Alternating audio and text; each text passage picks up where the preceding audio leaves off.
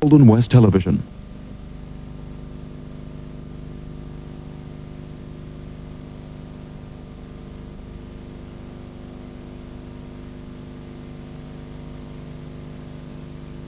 This NBL telecast, proudly brought to you by West Track Equipment, Pure Fresh WA Milk, and Chicken Treat.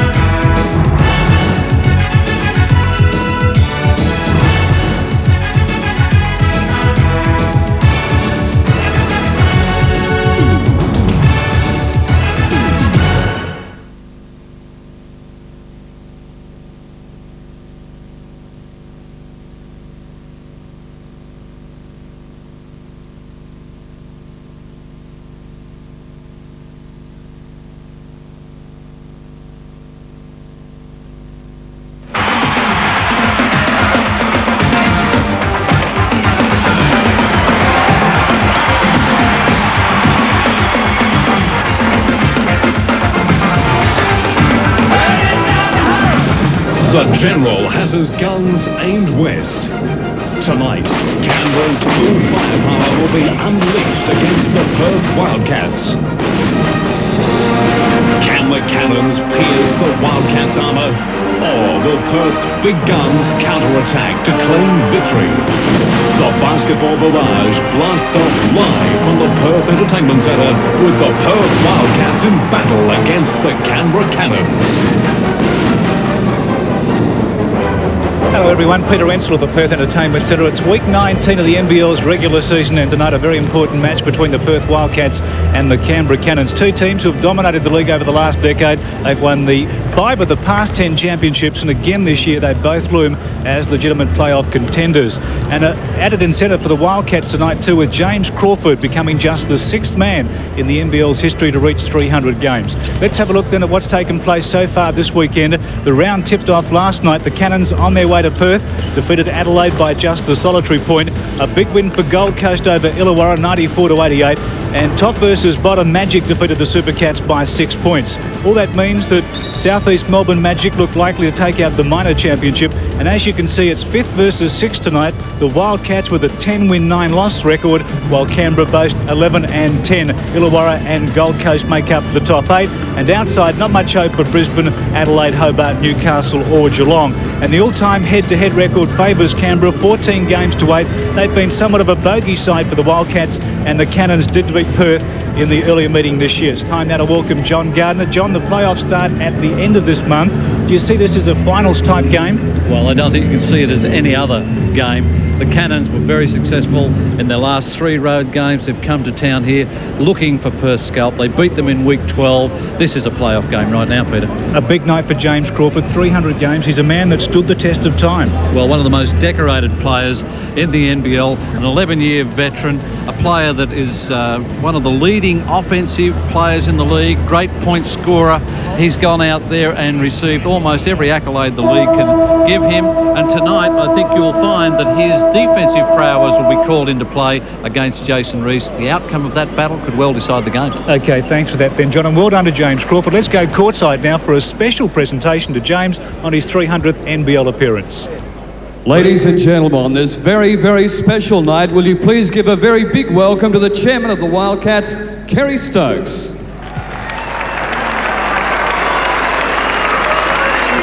Thank you. What an exciting night. Firstly, I'd like to welcome a special guest this evening, Senator Pete Cook, who has been a very good friend to the Wildcats, Jim Gray, representing the American Consulate, and Mel Speed, the chairman of the NBL, who's flown from Melbourne to be with us for this exciting evening. Well, James, you've become the first Wildcat to play 300 NBL games, and what exciting that is.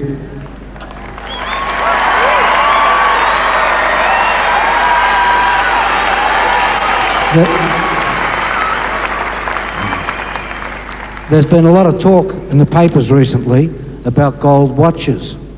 There are some things we believe can't be valued with either money or gold. The excitement that James has given to all of the fans of the Wildcats, the inspiration he's been to his team members, the respect he has earned from our sponsors, and the pride he has given to me. James, you are a credit to basketball and an inspiration to every young basketballer out there who would love to emulate your slam dunks. I hope they would also like to emulate the role you've played in our community as a responsible citizen. Thank you, James.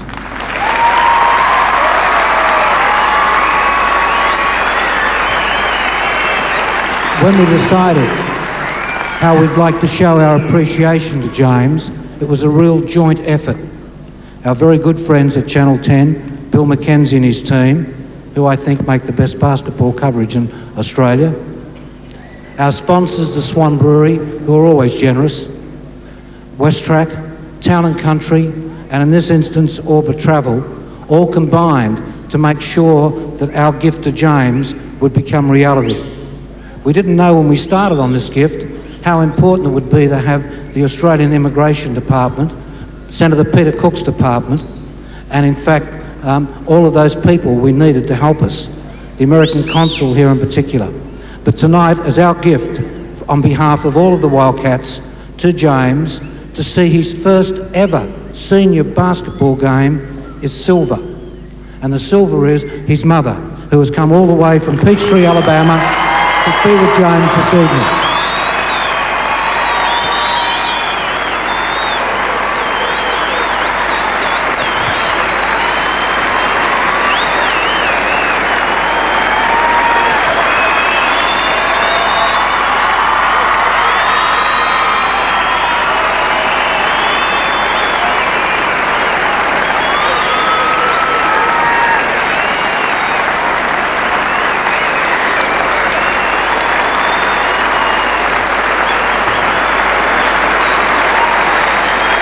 James, when we put on a plane yesterday in Los Angeles from Peachtree, Alabama, James's mother didn't even have a passport.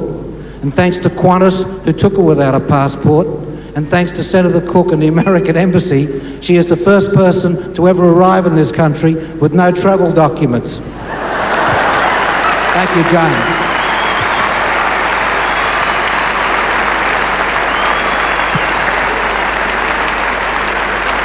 Ladies and gentlemen, here are the starting fives for tonight's game.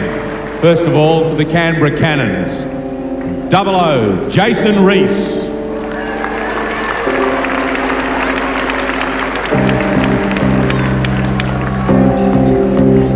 Number 6, Phil Smythe.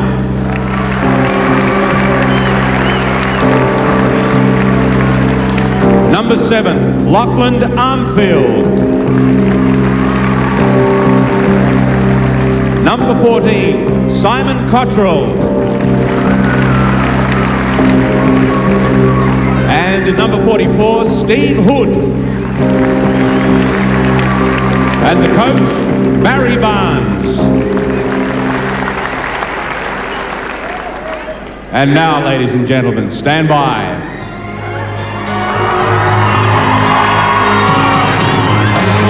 The starting five for your Perth Wildcats. First up, number 7, James Crawford.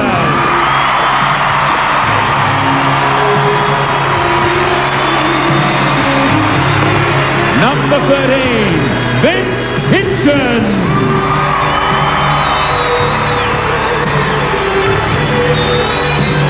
Number 15, Ricky Grace. Number 21, Andrew Blaha.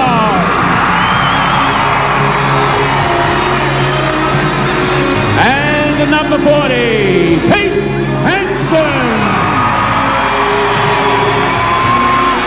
And the coach coaching his 50th game tonight, Murray Arnold. Yes, as you heard, Murray Arnold notches the half-century up against Barry Barnes, the long-serving Barry Barnes. John, let's check the lineups then. Firstly with the Wildcats, again without Trevor Torrance for the 5th successive game. Well, that lineup served them very, very well in the last 5-6 games, and all of those people now are fit and healthy and raring to go with the playoffs looming. Let's have a look at Canberra's lineup then. A fairly potent starting 5 with Smythe, Armfield, Reese and Hood, the 2 men to watch, and Simon Cottrell. And John, I've got to say, the scenes pre-match were emotional to say the least. Well, certainly with the gift of the Wildcats bringing James Crawford's mother all the way across the Pacific to see her son play for the first time, and what a decorated son James Crawford has turned out to be. 11-year veteran lined up here, playing a major part in the Wildcats season and their quest for a 3-peat title. Tap ball to Vlahoff, first points on the board for Andrew Vlahoff. Let's see if we can pick up the matchups.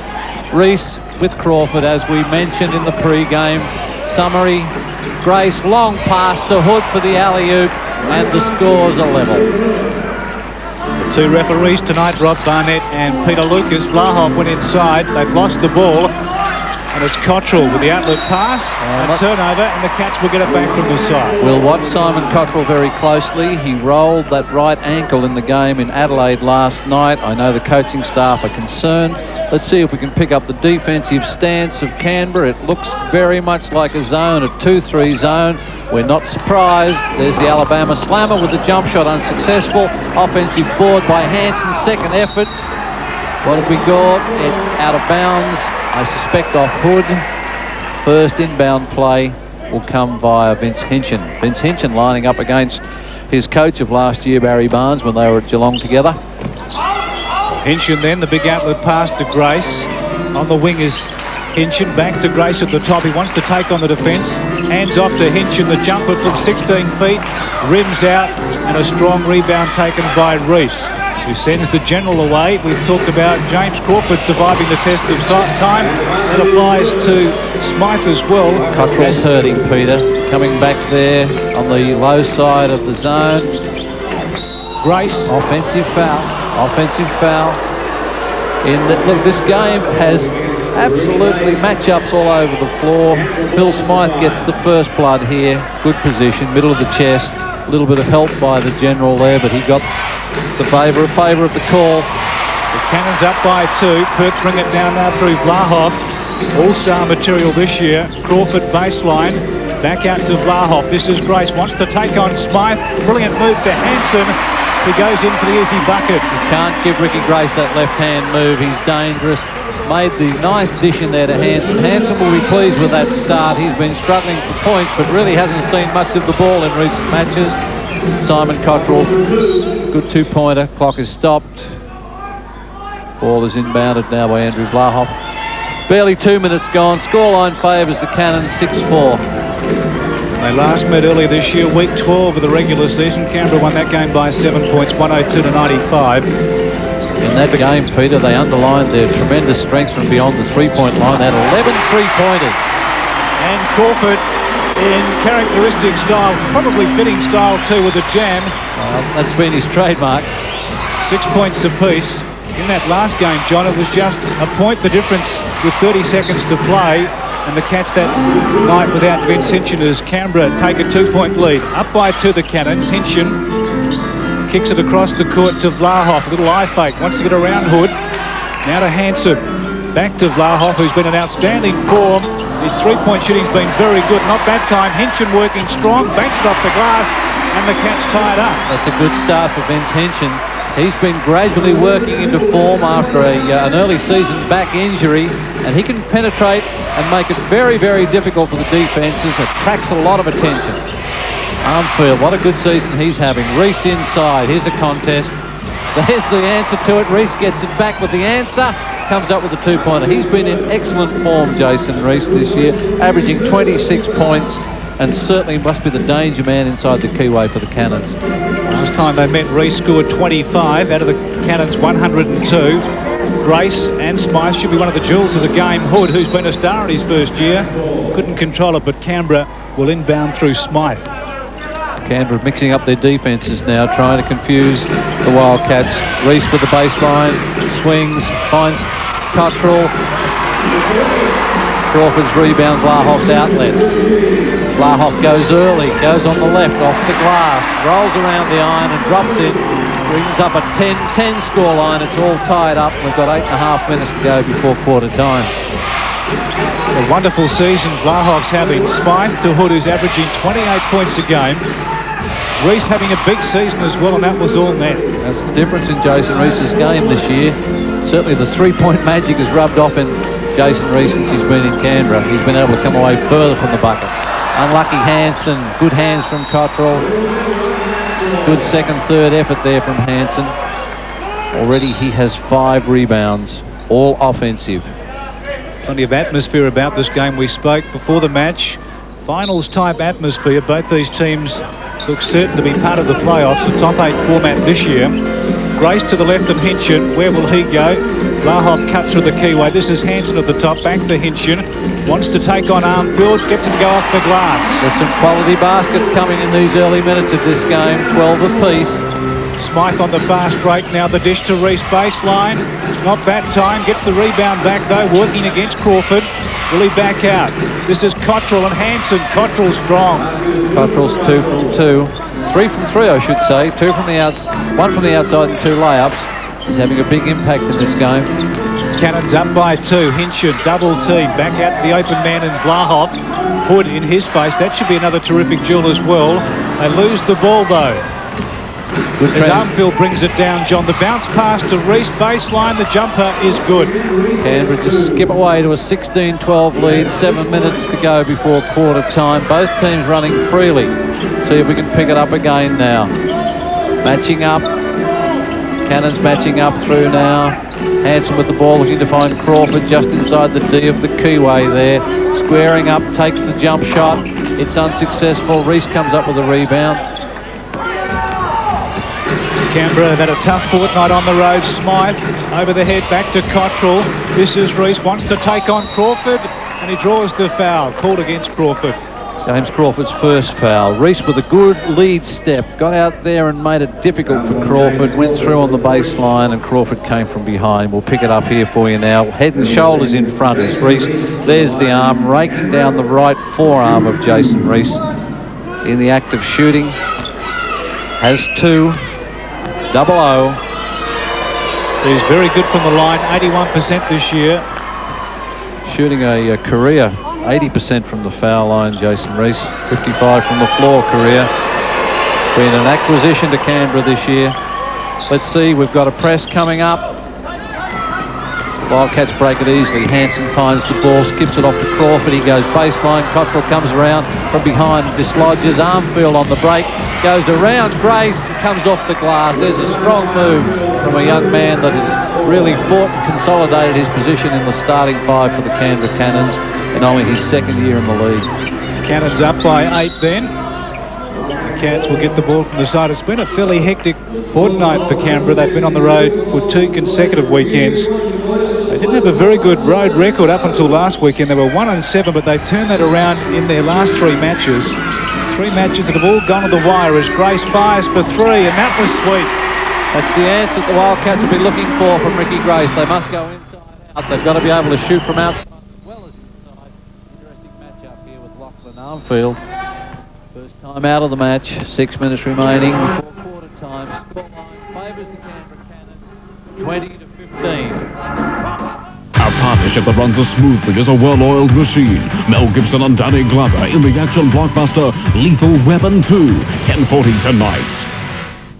For all you historians from the world's burgatoriums, you'll never taste the chicken fillet burger that's tasting this way. I got the taste. For chicken treats, chicken fillet burger. I got the taste. I thank my taste buds to heard ya. A real skinless chicken breast fillet, lots of fresh crisp lettuce, and chicken treat special sauce, all in a sesame seed bun. I got the taste.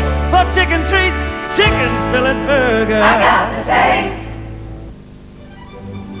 Westwood Garden Tractors, the ultimate in power and performance, designed to cut the biggest garden down to size. And right now at Tom's Garden Machines, from only $2,860 excluding tax, you can have a new Westwood with the option of all-purpose accessories to turn your Westwood into a complete garden workhorse. Westwood Garden Tractors, assembled in Western Australia, serviced right here with a lifetime of experience at Tom's Garden Machines, Blair Street, Bunbury. And back at the Entertainment Centre, halfway through the opening term, as you can see, Canberra up by 5, 20 plays 15. What has been an intense and a game with plenty of atmosphere so far, John. Great atmosphere, and the Cannons have had a marvellous start, shooting 75% from the floor, 9 from 12 to the Wildcats, 7 from 16 at 44%. Hood from the inbound pass, nice intercept by Blahoff, who dives after it, didn't come up with the ball.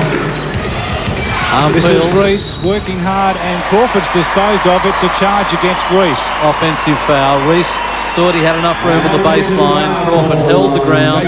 Contact was given in favour. Let's see if we can pick it up for you. Reese with nowhere to go. Baseline looming. Comes up with the offensive foul. Robbie Barnett clearly signaling in the background. Let's go courtside now. We've had our first time out for this evening. Tim Gossage is our man roving the sideline. Good evening, Tim. Good evening, Claire. Good evening, John. Yes, Barry Barnes just really wants Simon Cottrell to work on James Crawford. He doesn't want him to get the open shot. The Cats down by 5 then. This is Hanson. Nice dish to Crawford. Another jam. Double-handed jam baseline. James Crawford comes up with 6 points for the Wildcats. Good dish there by Hanson. Nice penetration. The Cats down by 3 then. 20 plays 17. Wildcats in the hands of Smythe. Wildcats in the man-to-man. Hood cutting across. Hinchin fronting across. Cottrell with the right hand. Hanson, good block. Blahoff's ball. 2 on 2. Grayson Hinchin. Hinchin pulls up for the jumper. It's unsuccessful. Smythe with the rebound. Here come the Cannons on the transition. The dish to Hood for 3. The Cannons have 4 shooters in the top 10 from outside, so they are very dangerous. Absolutely lethal from long range and shoot at will. They have a license, and why shouldn't they have? This man's not so good from that range, and that's the way it came up. And the big fella on the dribble, Reese, forced to pull up, wants to back into Grace now. Smythe has it. Where will he go? Reese's low post. Smythe calling the play. 4:37 left in the first quarter. And now it's Armfield having an outstanding season. Back to Smythe in the corner. Hood, the second leading scorer this year, and he's booked for a travel. Good defence then from Vince Hinchin as we see the first substitutions being made from the game. Hanson sits down, replaced by Mike Ellis, and Simon Cottrell sits down, and John Stelzer comes in. Backcourt of Ellis and Grace now matches up a little more effectively, I would imagine, with Armfield and Smythe. A lot of confidence in Mike Ellis. He scored 19 points in his past 2 games. Played 20 minutes last week, and they were good minutes from Mike Ellis, the captain. Crawford not having much luck from that range so far. Smythe brings it down. Stelzer pulls up. It's the Cannons up by 3 then. Smythe, the general who survived the test of time, just as James Crawford has. Armfield, the bounce pass to Hood, working against Hinchin, and they'll call that against Hinchin. Nice move by Hood. He was isolated low on the baseline. The Cannons are very deliberate, Peter, in their build-up here. They've obviously done their homework, and why shouldn't they? We'll pick up the foul here and replay there. As soon as Hinchin left his feet, he was in trouble. Committed himself to the air and had no control over the contact, and Hood maximised the situation. But the Cannons are obviously wary of the newfound running game that the Wildcats have been nurturing over the last 3-4 matches. And they're very deliberate in their build-up. They're still maintaining a 64% shooting percentage from the field, which is excellent, and they're determined to control the tempo. Hood averaging 28 points a game this year, as I mentioned, is the league's second leading scorer in 1992. He's first in the NBL. Didn't get the second though, and Grace brings it down with the Cannons up by 4. The Hinchin, he goes low post, and Crawford goes the other jam, but Blahoff there to tidy up. Crawford's not happy with the non-call. The ball's in bounds, all to no avail. We had a substitution being made. Lachlan Armfield sits down. Jamie Kennedy comes in. Jamie Kennedy, one of the veterans of the Canberra Cannons side, averaging 12 points and a very good long-range shooter once more for the Cannons. The Cannons up by 2, 21 to 19. 3.5 minutes left in the first quarter. Reese working against Blahoff. Good D by Blahoff. Good help. Double team by Reese. Smythe from long distance hits for 3, and that's the danger. That's the perfect answer there. Ricky Grace went down to double down on Jason Reese to help Blahoff. Left Phil Smythe alone, and he really punished him with a 3-pointer. Crawford to Hinchin. Grace from the corner. No good. Crawford slaps it away, but only as far as Hood. The Cannons on the fast break. 3-on-1. Smythe, the easy layup. Nice transition basket there. That's the sort of fast break situation the Wildcats have been working at so well in recent times. But the Cannons are working it to perfection. 26 to 19 they lead. Make that 28 to 19. We're within the last 3 minutes of quarter time, and a nice handy lead to the Cannons. Change the defence again. They've gone to a 3-2 zone here. I suspect Hood will get right back into the middle of it as soon as the ball goes down, and Kennedy's gone down, and they've matched up straight away.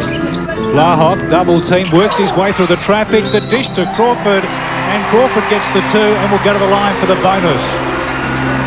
Canberra really ringing the changes as well they should. Substitutions made with Cottrell coming in and Armfield coming in. Reese sits down. Somebody else has to go off. Who have we got? 1, 2, 3, 4, 5, 6. I can count. Now they're down to 5.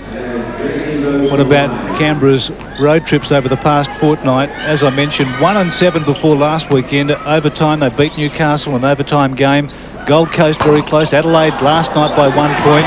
They're winning the important games, and that means they're playing well. Their cohesion is fine. Their defence is sticking with them as well it should.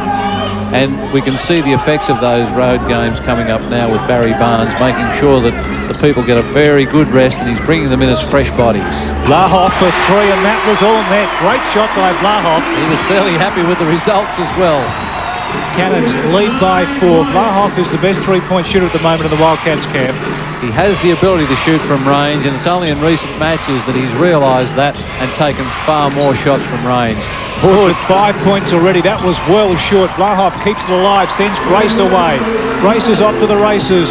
Hinchin baseline, goes for the reverse layup, but draws the foul. Didn't get the bucket though. Well, by virtue of the contact then. Good move by Hinchin. Took him on the baseline. Armfield did a good job. The contact was soft, but it was still there. He was in the air, made the contact. Really, Hinchin had nowhere to go. Crawford sits down for a break. Hanson comes in. Scoreline's 28 to 24. 1.5 minutes to go before quarter time. Vince Hinchin on the line. First set of foul shots for Vince Hinchin, who's been a prolific foul shooter throughout the year. 80% from the foul line, Vince Hinchin. Starting to find touch too, John. 2 games now in the 20s, so his confidence slowly but surely coming back. Living up to his rating as a top athlete, and certainly adding to the potency of the Wildcats running game. It's a 2-point ball game. Cannons up 28 to 26 inside a minute and a half now left in the opening quarter. A great first turn by both sides. Little double dribble there. Lachlan Armfield went through, felt the contact, caused the double dribble, but Peter Lucas has pinged him for a double dribble, and the ball goes back on a turnover situation to the Wildcats. Ellis at the top. Blahoff thought about the 3. This is Hanson working hard on the paint. Missed everything except the backboard. Hinchin with the rebound. Nice spinning jumper. And we've got a tied ball game, 28 apiece. Boy, there was some intensity out there from Hanson, Hinchin and Blahoff as they got that ball back, and they were really moving towards the buck. Because that's the danger for the Cannons as this game unravels. They did play a very tough game last night in Adelaide. They've not been in town for long, and they've got to front up against a team that's finding its form. Nice drive that by Kennedy. Canberra regained the lead, 30 to 28. 45 seconds left in the quarter, so the Cannons should get the ball back. Grace in the face of Armfield to the top of Ellis. Working against Kennedy, bounce pass. Stilts are on Blahoff. Blahoff almost loses his composure, regains it. Ellis at the top, around the screen, he'll penetrate all the way, off the glass. Hanson gets the offensive board, puts it up, doesn't get the favour of the roll, and Canberra come away with the ball. Good defensive transition there from Ellis. He stopped the ball from Armfield. Kennedy's got it on the left here. Now they're back to a match-up man. Armfield calling the shot. They're looking for the final play of this quarter. There's 7 seconds left. Through goes Hood, and it's a blocking foul against Hinchin. Robbie Barnett's called the foul on Vince Hinchin. That'll send Steve Hood to the foul line with an opportunity to give his team a 4-point lead. There you can see the contact. Both players moving. Barnett in good position to call.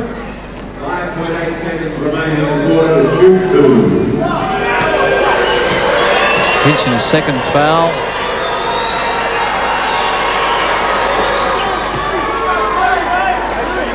Ninth in the league from the foul line. Stephen Hood in his first year in the NBL. 28 points a game and very much a critical part of the Cannons' play. We've got 5.8 seconds left. What can the Cats make of this then? Before the end of the first quarter, Grace brings it down. Grace, will he go all the way? There's an opening through the paint. Good drive. And he draws the foul before the buzzer. It's a good strong move from Ricky Grace. We saw an extended full court pressure situation that came up. The Cannons were determined to stop the transition. They weren't quick enough to contain Ricky Grace. He went all the way to the bucket. Steve Hood returned the compliment, but he got at the other end. He sends Ricky Grace to the foul line. Grace with the chance to just restore that little one bucket cushion. He's very reliable from the foul line. 73% this year, Grace. And like Hooders to Canberra, Grace's to the Wildcats, so it's a 2-point spread at the first change. Canberra lead at 32-30. We'll take this break and then come back with more in just a moment. Sunday and Monday, a shocking true story. Don't make me do it. Did a young girl really murder her stepmother? The incredible mystery of two girls and a father who drove them to a deadly sin. Prove to me that you love me. Why are you doing this to me? I'll make up whatever you want. And how they fight back. Who the hell were you protecting? I can't go to jail! This is your last chance. Starring Twin Peaks' Laura Palmer. I just love you to death. Love, Lies and Murder starts Sunday. When it's cold and wet outside, and you want something warm inside. Yes, with a family to feed, this is just what you need. Are you ready for the world's best chook? Feed the family with Red Rooster's whole hot chicken. Large chips, gravy and peas. Only $9.95. Feed the family so easily. $9.95. For under $10, it's yours. Are you ready? We're ready. Red Rooster.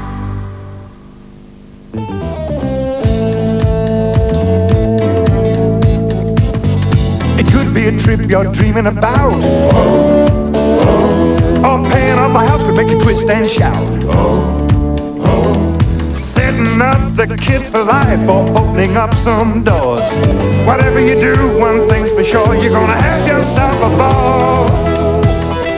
What you gonna do, what you gonna do, what you gonna do, what you gonna do, what you gonna do, what you gonna do. What you gonna do when you win lotto? What you gonna do when you win lotto? What you gonna do with your lotto life? What you gonna do when you win lotto? What you gonna do with your lotto life? What you gonna do, what you gonna do? Oh, for the lotto life. If you're an owner-builder, then you need expert advice and assistance, and that's exactly what you'll get from the crew at Metro Albany. They'll not only give you the right advice, but they supply steel mesh for sturdy foundations, precision door frames, durable steel wall studs, stylish ColourBond roofing and gutters right down to the meter box. If you want your new home to stand the test of time, then build it as tough as steel with Metro Albany. Because from the ground up, Metro really is the right way to go.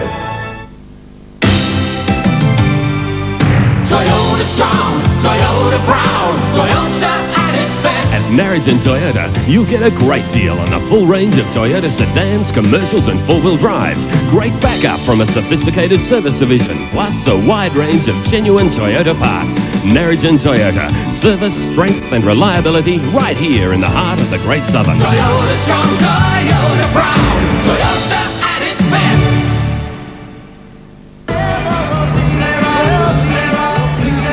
And back at the Entertainment Centre for the resumption of play. The start of the second quarter with Canberra up by 2 at the first change. 32-30. Our man courtside, Tim Gossage, was in the two huddles in that break. Tim, what's there to report? Barry Barnes, not impressed by those last few minutes of that quarter. He said there was no talking in defence. He said he was very critical of John Stelz's performance on James Crawford. He said he was playing the wrong D in comparison to the rest of the team. Murray Arnold, of course, much happier with the intensity. Okay, thanks, Tim Katz with first possession in the second quarter. This is Hinchin. Hinchin went to get it off the glass, didn't go. Some good defence by Canberra, and Kennedy brings it down. Eric Watterson on for Mike Ellis for the Wildcats.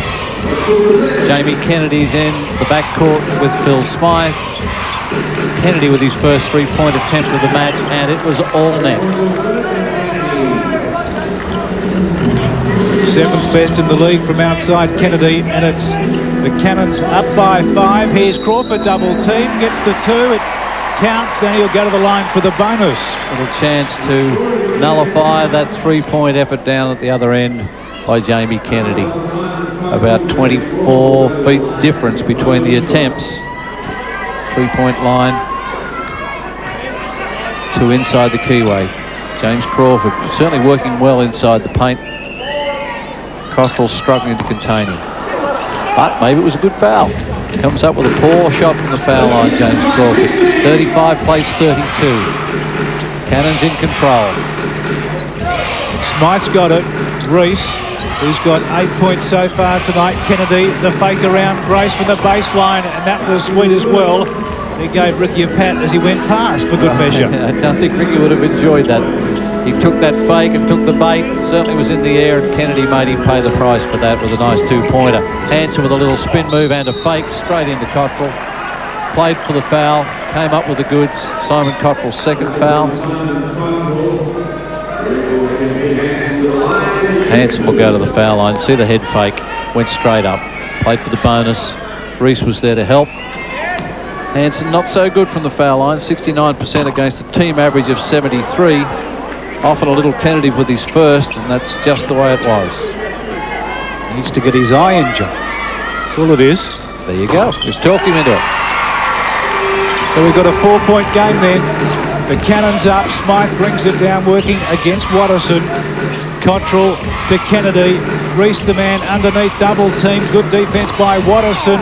Hood, the other side, cleans up for 2. Excellent help defence there from Eric Watterson, but Steve Hood had far too much space on the weak side for the rebound and put it in for an easy two-pointer off the glass. The Cats going with this man, Hinchin, who's got the ball. Crawford, Grace to his right. Hanson and Watterson, and a great move. That by the Alabama slammer. James Crawford's 10th point, 5 from 9, 56%. 1 rebound to go with it. He's certainly fired up, and why wouldn't he be in his 300th match? Back to 4 then. Hood left open.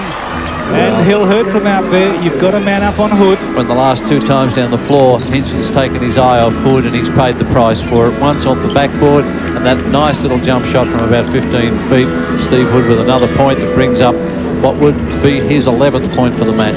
6-point spread, Hinchin baseline. They swarm on him. Somehow he managed a shot. It was no good. And Reese drags down the defensive rebound.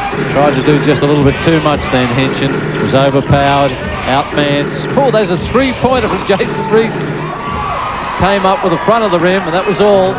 Watterson, Grace, left hand, dishes off, and there was Phil Smythe. Read the pass beautifully to pick up the ball.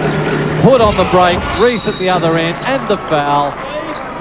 That's transition basketball at its best. The Cannons are playing extremely well.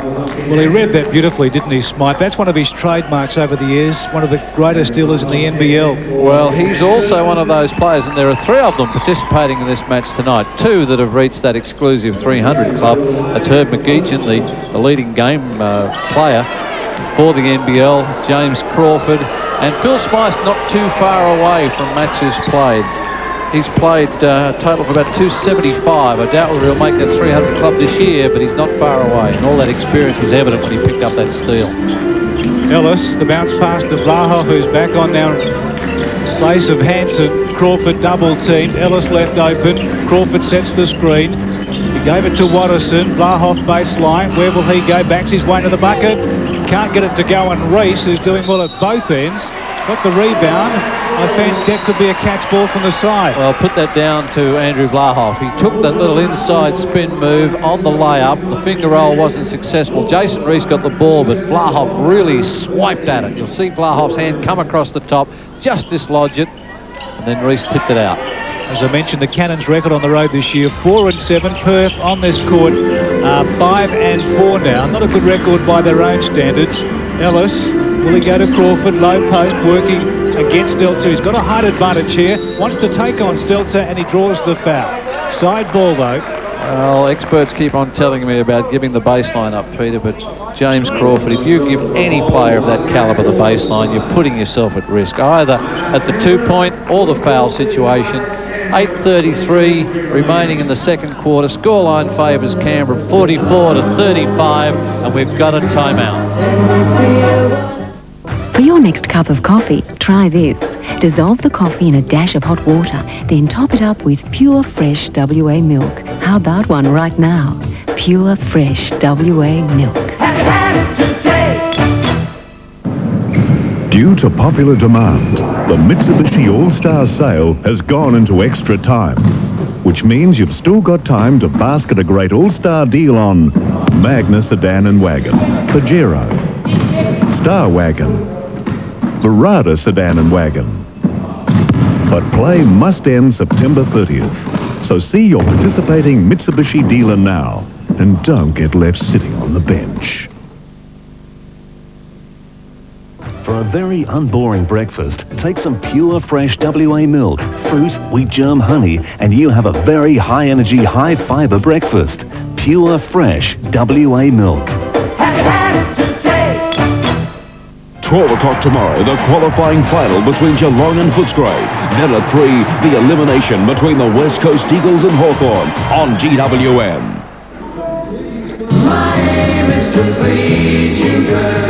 8.5 minutes to run on the second quarter. As you can see, the Cannons up by 9. They led by 2 at the first change. Tim, some worrying signs for the Wildcats? Certainly was, Peter, but you would have thought Canberra were losing. Barry Barnes once again ropeable with John Stelzer. He's asked him to toughen right up on James Crawford.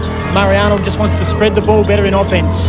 They've got Carroll on now, the Wildcats. Watterson has possession, again goes to Crawford, and why not? He's got 10 points. Vlahoff triple teamed, slapped away, and there's a foul in there called against Stelzer. Stelzer comes up with what should be his second foul. Little hand foul, reaching it on Vlahoff. See if we can pick it up for you here. There it is across the arm. Stelzer saying, no, not me, but you can clearly see that he's got Vlahoff on the right forearm. Carroll to Ellis. 8:17 left in the second quarter. Cats down by 9. Vlahoff with nowhere to go. The brick wall was set by Reese, and the Cannons force the turnover. Smythe brings it down now. He's got Hood to his right through the traffic, and Vlahoff has to wear that foul. Well, Vlahoff's pinged for the hand foul. Steve Hood grimacing there with the ankle. Not too happy as he went through there. He may well have landed on Vlahoff's foot. So he's picked the ball up and come to a little jump stop. See if we can pick it up for you here now. Oh, I think that's what's happened as he's come down. That's hurt. Hand foul from Vlahoff. Had good position to put his hand in, reached in. Smythe from downtown. That was for 3. Crawford, the defensive rebound. Cats a chance now to bring it back. They trail by 9. Watterson in the corners. Vlahoff up against Stelzer. Open man. Carroll foot on the line for 2. No good, and Hood, the defensive rebound. The Cats 3 scoreless trips now. Stelzer to Reese baseline. Great drill this with Crawford. Kennedy around the rookie. Carroll puts up the shot. No good, and Crawford for the second time pulls down the rebound. Carroll, will he take the shot? He pulls up, waiting for reinforcements. Watterson at the top. Wildcats need a basket. They've been down 3 times and come up scoreless. And at the other end, the Cannons have been very fluent with their offense and scoring with freedom. Crawford's the man for it. Fadeaway jumper. Too much on that. But that's their 4th scoreless trip then. Wildcats are going inside to Vlahoff consistently. They need to get a little more freedom from the outside, a little more movement. Herb McEachin prepares to come on the veteran. Stelzer to the top, and Kennedy. Like you said, John, they're very patient in structuring their offense. Reese with the shot clock inside 10, no good. So we've had, well, about a minute and a half of play with neither side able to score. Wildcats down by 9. Carroll They've got some confidence in the youngster now. Vlahoff double-teamed. Ellis, baseline. Doesn't put up the shot. Open man, Carroll. Watterson for three. Not his cup of tea, but he bangs it in. Interesting little byplay in that situation. Mike Ellis went on the baseline. Phil Smythe knew exactly where he was going to. Raced down to try and intercept. Ball was whipped out quickly to Watterson, and Watterson did exactly what he needed to do and punished Phil Smythe with a three-pointer. 38 to the Wildcats now, trailing Canberra 44. Just under 7 minutes, 6.5 as you can see on your screen to go before half-time. Pretty important three-pointer. Kennedy at the other end now, and they make light work of that, don't they, from outside? Three-pointer, we made mention earlier in the program of how they blasted the Wildcats off the court with 11 three-pointers in week 12. They're on track to do exactly the same thing in this match. Vlahoff working against Reese. Vlahoff went in there looking for the foul, and he comes up with it. Well, you talk about the Cannons three-point specialists. They've got 4 in the top 10 in the league. Yes, let's see if we can pick up this foul in replay here. Reese doesn't do all that much wrong. As he goes across, there's a little body contact. Vlahoff certainly was playing for the foul, had the benefit of the call, goes to the foul line. Wildcats shooting 62% from the foul line so far. Andrew Vlahoff, first attempts for tonight. First one's good. 6 from 9 for the Wildcats. 39 playing 47. Canberra doing it quietly but effectively. It's back to a 7-point spread then, 47-40. Just on 6 minutes left in the second quarter. This game showing no signs of slowing down. Smythe and Grace again over the head. The pass from Smythe. Good defense. Good defense from Carroll there. Kennedy almost had him beaten. But gee, the Canberra Cannons have certainly taken a leap out of Jason Reese. About 4 of them, I think, have gone to the new ploy of hardly wearing any socks. From the foul line. Now from baseline, Smythe not that time, and Hinchin sweeps on it. That's excellent defense from Jamie Kennedy. Came up and stopped the transition play there from Vince Hinchin. Grace nearly gave it away. Hinchin recovers it. Crawford battling hard to the open man. Grace for three. Yes, brilliant shot that by Grace. Ricky Grace has that much time to line it up. He rarely misses. There was no defensive pressure. 43 to the Wildcats. They're trailing Canberra 47. Heard McEachin out there, John. A lot of contact as Phil Smythe went through there and bounced off 2 screens. Flicks it over his head to Reese. Reese stops, fakes, looks to reach over the top, and that's cool under pressure. 47-49 now, leading the Wildcats to a 43. And Hinchin at the other end replies quickly. The ball spun in the hoop before it dropped. That's a 4-point spread, 49-45. Quick substitutions now. Smythe and Kennedy sits down. They've changed their backcourt. Armfield with the ball. McEachin, the snake, as he's affectionately known, receiving the pass now, going across the top of the pick, set by Reese, finding Hood at the top of the keyway. His shot's unsuccessful, and Carroll gets the rebound. Vlahoff at the other end wants to go all the way, went for the jam, didn't connect. Excellent defense from Stelzer. Got up there and just took Vlahoff's mind off the job. Well done, Carroll, against Hood. Forced the turnover. Hinchin at the other end gets the bucket. Oh, that's a sweet all little... of a sudden, it's back to 2. Sweet little finger roll, and the tempo now suits the Wildcats. Reese from the corner, no good. And the Cats, the chance to tie the ball game up now as Grace brings it down, wants to go all the way. Went looking for the foul, and he gets it. Third foul. He's got the bucket, and he'll go to the line for the bonus, and he could send the Cats in front for the first time tonight. That was an unfortunate shot. Let's pick up this foul on replay here. But gee, Stelzer hasn't done an awful lot wrong. The contact's been made on the side, but Stelzer really didn't have anywhere to go. We're not in a good position from that camera angle to pick up whether Stelzer moved laterally, and I suspect that's what he's had to have done to get pinged for that foul. That shot, sorry Peter, that shot from Jason Reese was not the one that Barry Barnes would have wanted him to take. Had no rebounders. It was an all or nothing shot, and it certainly enabled the tempo, which is running and flowing, which is what the Wildcats want, to come down and favour them. So it's tied up then at 49 points apiece inside 4 minutes left. in the first half, and a great block by Crawford. They scrap with the ball, and it's the Cats who come up with it. That's intimidation by James Crawford. He intimidated that layup. Hinchin left open for three, and the Wildcats in front for the first time tonight. One suspects that Barry Barnes will be looking for a timeout fairly soon. Phil Smythe with the ball now. We've got it called. Timeout call by Barry Barnes. He's got to stop this rush of points. He's seen his team lose the momentum. He wants to talk it over. A partnership that runs as smoothly as a well-oiled machine. Mel Gibson and Danny Glover in the action blockbuster Lethal Weapon 2, 10:40 tonight. Caterpillar's agricultural tractor has many unique advantages. The rubber track system offers greater traction and less ground compaction than the traditional wheeled tractor. Less slip means better fuel economy. Also, lower ground pressure and narrower footprint means less soil damage and a greater crop yield. As comfortable as a wheel tractor and licensable for on-road use. The future of agricultural tractors is clear. Cats Challenger Series. Get them working for you.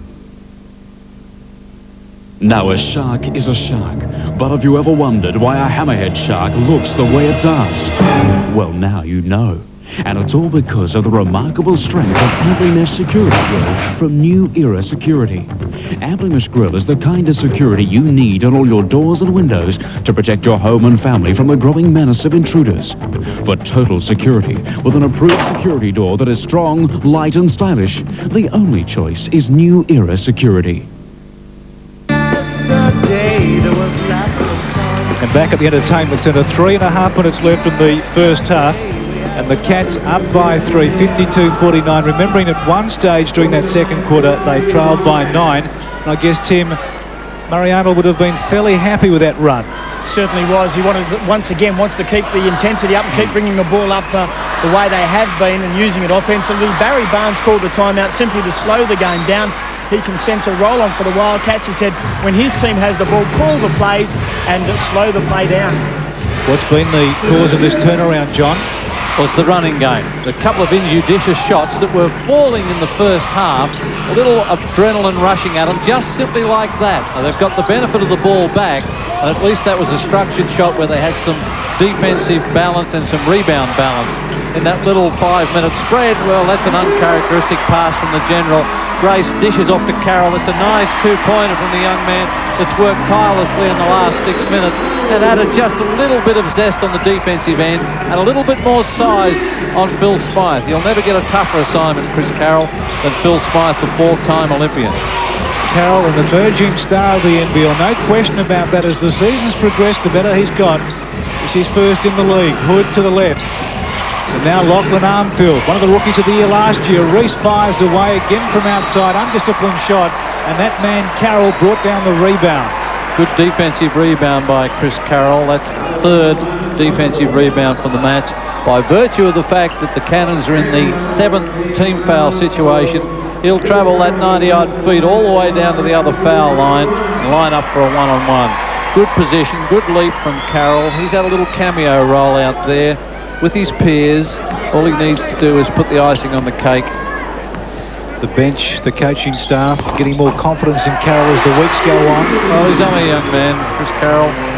Spent a couple of years in the Institute, so he would be very familiar with some of these players. Spent a lot of time on the court against Phil Smythe and with Phil Smythe, Lachlan Armfield, people like that.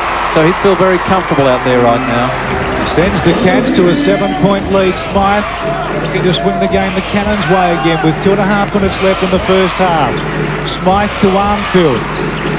Barnes standing up, very concerned at this little rush that the Wildcats have put at them. There's a nice lead pass by Reese, and because it was structured, Crawford came out and gambled, lost the gamble, and Reese was able to put it off the glass for a nice easy bucket. Reese with 15 now. Crawford baseline, good move that for 2. Cottrell's suffering lack of mobility. It's that game last night, it's the right ankle. He can't match it with James Crawford right now. That will be a continuing problem to match up with Crawford inside. Wildcats have won their last 3 games at home. They haven't lost here since the middle of June when they lost to Adelaide by 3 points. Well, there's another good structured offense. Reese made the move across the baseline. Crawford was hooked up on the screen. By the time he got there, Reese had the ball and the inside position. There's the pass. Crawford on the outside, always at risk. Shot goes up. The only thing Jason Reese would be unhappy about is that he doesn't get 3 out of that play phase. Reese, in one game this year, scored 54 points against Geelong. That's an amazing tally. That's the best individual effort in 1992. Looking at Simon Cockrell, he's been rested. He's been given the long break now. Matt Zanu comes on for his first taste of action. He's a likely looking lad, only a young man, 22-year-old. Got some size about him, hasn't he? Gee, there's a lot of body out there with Ian Hansen. You wouldn't want to get mixed up in an alley with that pair. Grace goes to Carroll, who wastes no time, pulls the trigger from long range. Nice little shot, faded a little bit, but it was all net. Chris Carroll comes up with his 7th point for the match, 67%, 2 from 3, 1 from the foul line. 8-point spread now. Remembering the Wildcats were down by 9, so a 17-point turnaround in this quarter alone, and Crawford, with a big second effort, gets the rebound. Similar to what they did last week against Hobart. Tough, grinding match in the first quarter, came back in the second quarter and really exploded hard. Good rebound by Zanur. Hood, Reese, Armfield, intimidating defence by Crawford. I suspect there had to be some sort of contact out there. Hood a little unlucky, should have got the benefit of that call in my book. Ancient baseline shot, no good. Hanson crashes into Hood. Well, that's good officiating. Both players playing the ball, incidental contact. Both, well, neither had an advantage. They don't need a dark alley to meet. I think Hood was in the worst position. He was right underneath the Wildcats bench. Game picking up in tempo. We made mention of the playoff status of this type of game at the start of the game, and that's certainly the way they're playing right now. Reese baseline, in then out. The youngster, Zanna, can't get it to go. Reese, big second effort, that gets the bucket, and he brings the game back to 6 points. 61-55. We've got some substitutions. Crawford taking the long break now. Crawford will sit down. 30 seconds to go before half-time. Crawford sits down with 12 points and 4 rebounds. Wildcats lead 61-55, and they've got the benefit of the shot clock. 21 seconds remaining. You can see it on your screen there, top right-hand corner. They'll be playing for the last shot. They'll want to take one shot with about 3, maybe 4 seconds before half-time. They'll certainly take the foul if they get it. Grace goes to Hinchin through the traffic. Hinchin in the key way. Tried to bank it off the glass. Couldn't get it to go. And that's half-time, so the Cats don't increase their 6-point lead at the main break. It's Perth up by 6, 61-55. A happy Murray Arnold. We'll take this break and come back with more shortly. In the chaos that is Los Angeles, the looters, the drug dealers, even the law are about to meet their match. He's on safari. You're the lion. This is his jungle. For the first time on GWN, from the makers of Lethal Weapon 3, Gary Busey, Danny Glover. He hunts by seeing our heat.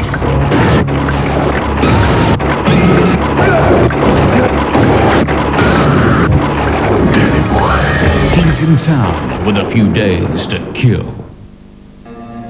A thing of beauty which has substance gives us more than fleeting pleasure. It catches the eye. But what lies beneath the surface? What will it take for us to see its true value? The new fully imported Ford Telstar TX5 Kia. Have you driven a car with both style and substance? Have you driven a Ford lately?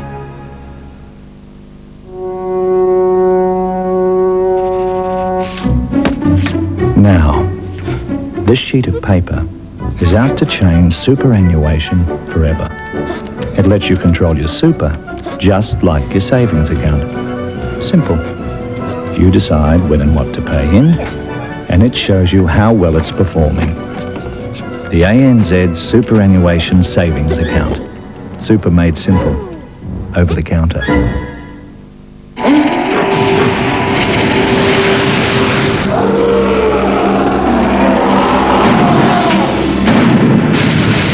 This is the washing machine that will set the standard for years to come. It's the world's first smart drive washing machine. Its unique smart motor and electronics are so radically different, it makes all other washing machines look prehistoric. Now that's smart. Smart Drive from Fisher & Paykel, the world's smartest washing machine. Beef farmers, are you getting the maximum return for your cattle?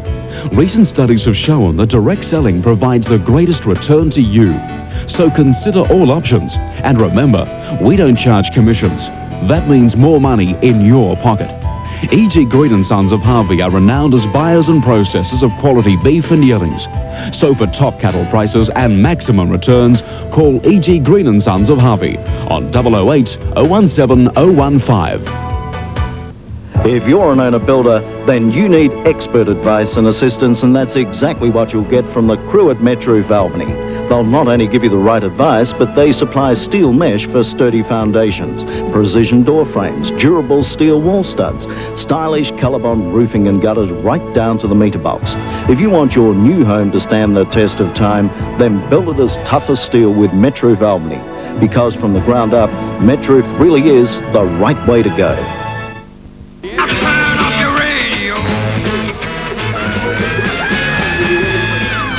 And welcome back to the Perth Entertainment Centre, everyone. Half-time in this big match between the Perth Wildcats and the Canberra Cannons. And at the main break, I'm pleased to say Perth up by 6, 61-55, and they turned that game around in the second quarter. Reminiscent of last week's game against Hobart, came back with a very good running game that the Cannons really couldn't answer.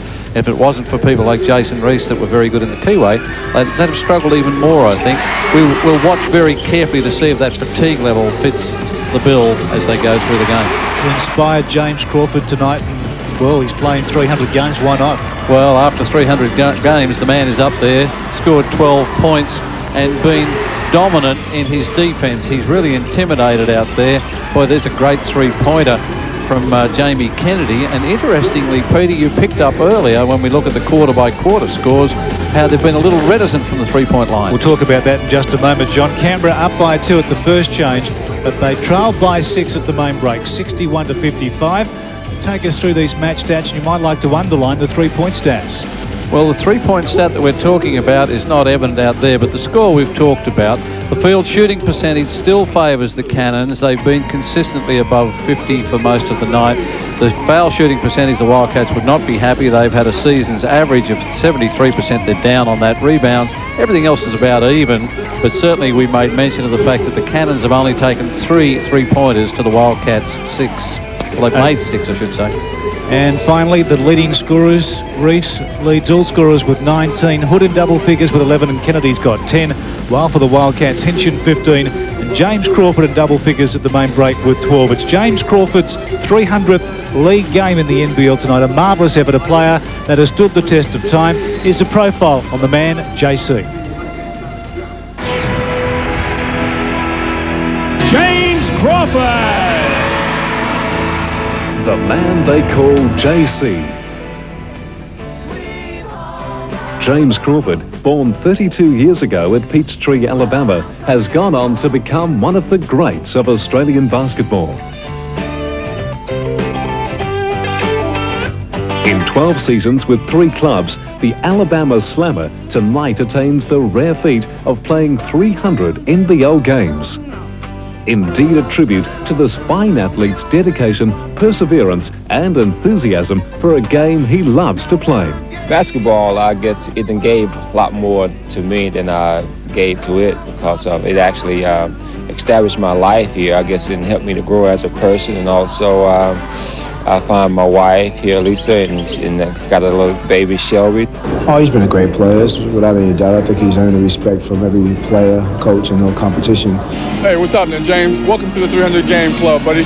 Hope to see you in a couple of weeks. We'll celebrate. Take care. In my opinion, James Crawford's got to be the greatest basketball player that's played the sport in this country in the history of the NBL. I think he's 32, 33 somewhere now, but he actually tells people he's 29 or 30, so he feels 29 and 30. So he still plays, you know, like a young bloke. For those statistically minded, Crawford has amassed 7,727 points, second only to the ever-enduring Leroy Loggins, and pulled down 3,192 rebounds, an all-time NBL record. Watch it in slow motion as you turn around and say, take my breath away.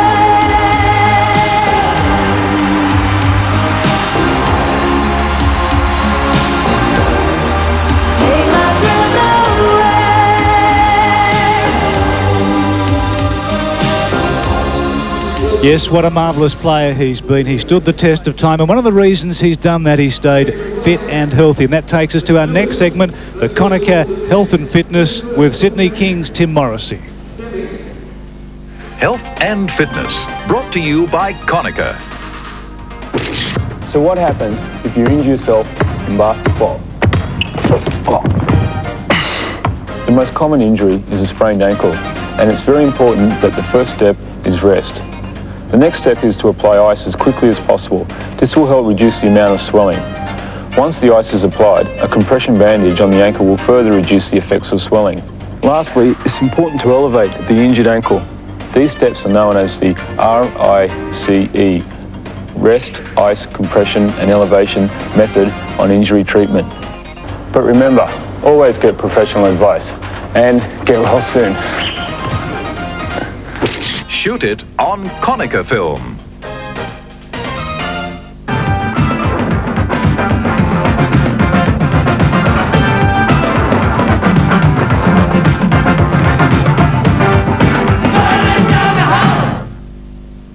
Sunday on 60 Minutes, the dilemma every parent dreads. I'm afraid I've got some bad news about your pregnancy. The early warning and terrible choice. A needle to kill him. Of course, yes.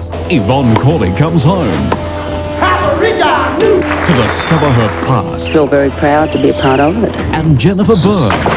Hollywood would have loved this story. On the hunt Of the 3 centuries of the ocean. for a fortune in Spanish treasure. This is it. Mitsubishi presents 60 Minutes Sunday.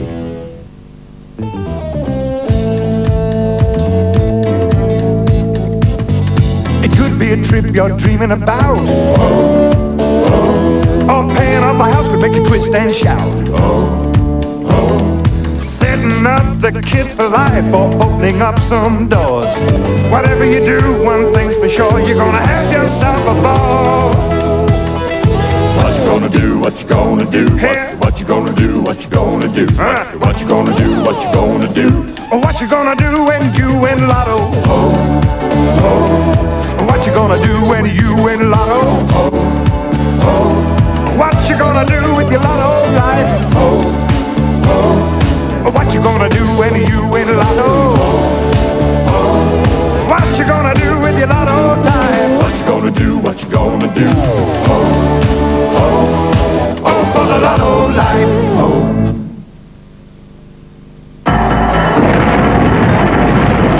Hold on to your can of Coke, because here comes a new dimension in football. We're heading for the Future Dome and the $1 million showdown of the century, Coca-Cola Future Ball. Soon you can play your part in a fantastic new game that features superstars wired into technology to reach amazing new levels of performance. There's Visor Scan, a player's instant readout of on-field options. And the extraterrestrial referee is so one-eyed, he misses nothing. All in the Future Dome, with a holographic force field that keeps the ball in play. Get ready for Coca-Cola Future Ball. And get ready for your chance to win from the $1 million prize pool. 1,500 sports packs must be won each week, and the major prize is a trip for 2 to the Super Bowl or the FA Cup final. Scorecards are on these specially marked packs for the $1 million showdown of the century. Coca-Cola Future Ball, coming soon to this station. If you're looking for a holiday that won't cost the earth, then Albany is the total holiday experience. Albany offers so much more. And the place to stay in Albany, the Travel Inn Motel, where Len and Maisie Smith invite you to sample warm country hospitality, fine food and friendly service at moderate prices. So do it now. Phone the Travel Inn Motel in Albany, the total holiday experience that won't cost the earth.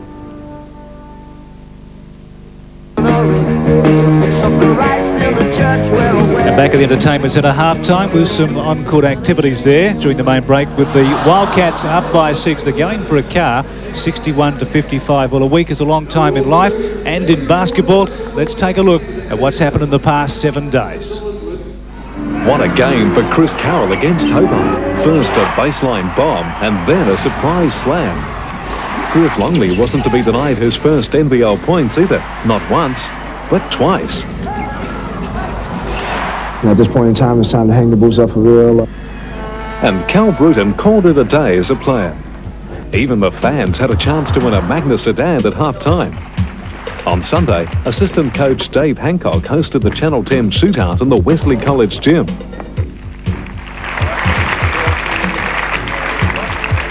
And training had some special support this week. Wildcat season ticket holders were invited to see the Champs work out. So half-time then in the main break with the Wildcats up by 6, 61-55. And I guess Mariano would have something to be happy about, Tim. Yes, Murray. What about that turnaround late in that second quarter? Well, you know, we're doing better the second quarter. We were able to get them somewhat under control and hold them to 23 points the second quarter. And probably in a high-scoring game like this, the key will be which team can play defensively well enough and get the other one under control. A lot of the bench has seen a lot of time. Well, we've gotten a lot of help from a lot of people. That's been the story for us recently, and hope we can keep it up. Good on you, Murray. Thanks very much for your time. Murray Arnold, fairly satisfied with the way things are going. As far as the Canberra Cannons, well, there's been no major injuries to Steve Hood. He just turned an ankle. He's quite okay. So too Simon Cottrell. It'll be interesting, Peter, to see if they can sustain their effort after last night in Adelaide. Yes, in fact, they've had 2 tough weekends on the road, Tim, so a big test for the Cannons coming up in the second half. John, let's have a look at the other games played around the league, and we start with tonight's matches. With the Newcastle Falcons causing an upset there, Illawarra losing for the second time this weekend, 106-96. Falcons have been threatening for 3 weeks. They've had more overtime losses than anybody else in the league. They'd be happy with that. Hawks' bubble may have burst. Brisbane, well, it was their last roll of the dice tonight, and they've got up to beat the second-place Sydney Kings, so Brisbane keep alive their playoff hopes. And make this game even more critical for the Wildcats and Canberra Cannons. That's the second time the Bullets have downed the Kings. And North Melbourne back to the winners list after a poor weekend last weekend, beating the bottom team Geelong 137-113. The spread there, 24 points. Each and every Saturday, don't forget our Basketball Extra program from 12 noon, hosted by Bill Woods and Steve Carfino. And then on Thursday nights at 11 o'clock, Mike Gibson and Eddie Maguire with the Sports Show. And a great basketball magazine on sale at the present time, One-on-One, featuring Ricky Grace with his column Coast to Coast. So, how do you see the second half going then, John? Well, I think the onus is going to be on the Cannons to maintain the intensity on their defence and also to control the tempo of the game. If they just relax a little bit and allow the running game of the Wildcats to let loose, I think they're in trouble. But they're a very high-quality team. They understand what it takes. They are triple NBL champions. They've been champions in 83, 84 and 88, but the Wildcats are back-to-back champions as well. And I think it all comes down now just to how much pressure the Wildcats can put on them with their running game. What about the influence of the man they call the General, the captain of this team, of the Canberra Cannons, also captain or co-captain of the Boomers? Well, a 4-time Olympian. He's been there for a long time. He's a great athlete. Even at 34 is one of the most competitive backcourt players in this league. He's going to be given the job of controlling the tempo for the Cannons as well as cutting down people like Ricky Grace. He's talking 5 Olympic Games. Well, he should talk that way. He's endured through a lot of the better games of the NBL, the better years, and he's an evergreen and he keeps himself very fit and very well. He's got a lot more help out there these days with Reese and Hood, 2 quality imports. Armfield's an able backup in the backcourt, second year into the league. I think he only played about 7 games last year at the tail end of the season for the Cannons. And Cottrell, he's an ungainly sort of player, unpredictable, but can certainly turn a game around. I think the first 5-6 minutes of this quarter could well tell the story of the game. You're going for the Wildcats in the second half? Well, I think the very nature of desperation and the fact that the Wildcats didn't play last night tips it in their favour. They've got a lot to play for, and most interesting, Peter, we look out there and there's Chris Carroll, a rookie, lining up to start this second half for the Wildcats. That's a reward for his good efforts in the last quarter. It just underlines what the coaching staff think of Carroll now, to start him in the second half. An important game like this. This is Vlahoff through the paint. Big reject by Cottrell. It went through Armfield's legs, and the Cats get the ball back from the side. I suspect also, in talking of the lineup that the Wildcats have started with, they're looking to maintain the running game and also match up with a little of the mobility out there that they were facing, because Canberra have gone with 3 guards, 3 very good pop players in Hood. There's a great lead pass from Hinchin to find Vlahoff, but to come back and finalise that point, the Cannons have got 3 very good running players out there in Smythe, Armfield and Hood, and they're being matched up with Hinchin, Carroll and Grace. Cats lead by 8. It's a reaching foul on Andrew Vlahoff. That's his second. Score is in favour of the Wildcats, 63 to 55. Barely a minute gone since half time. You can see that reaching in there. Reached in from the wrong side. The referee had him in full vision.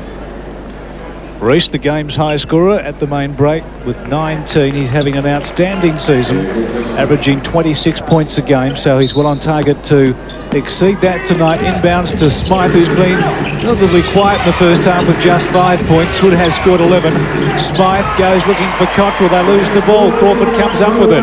Sends Grace away. A dominant player in the first half. 10 points to Carroll in the face of Armfield. Now Grace takes on Smythe through the traffic, tries to bank it off the glass, couldn't get it to go, and the rebound comes the Cannons' way, but off the hands of Carroll. Carroll read it well.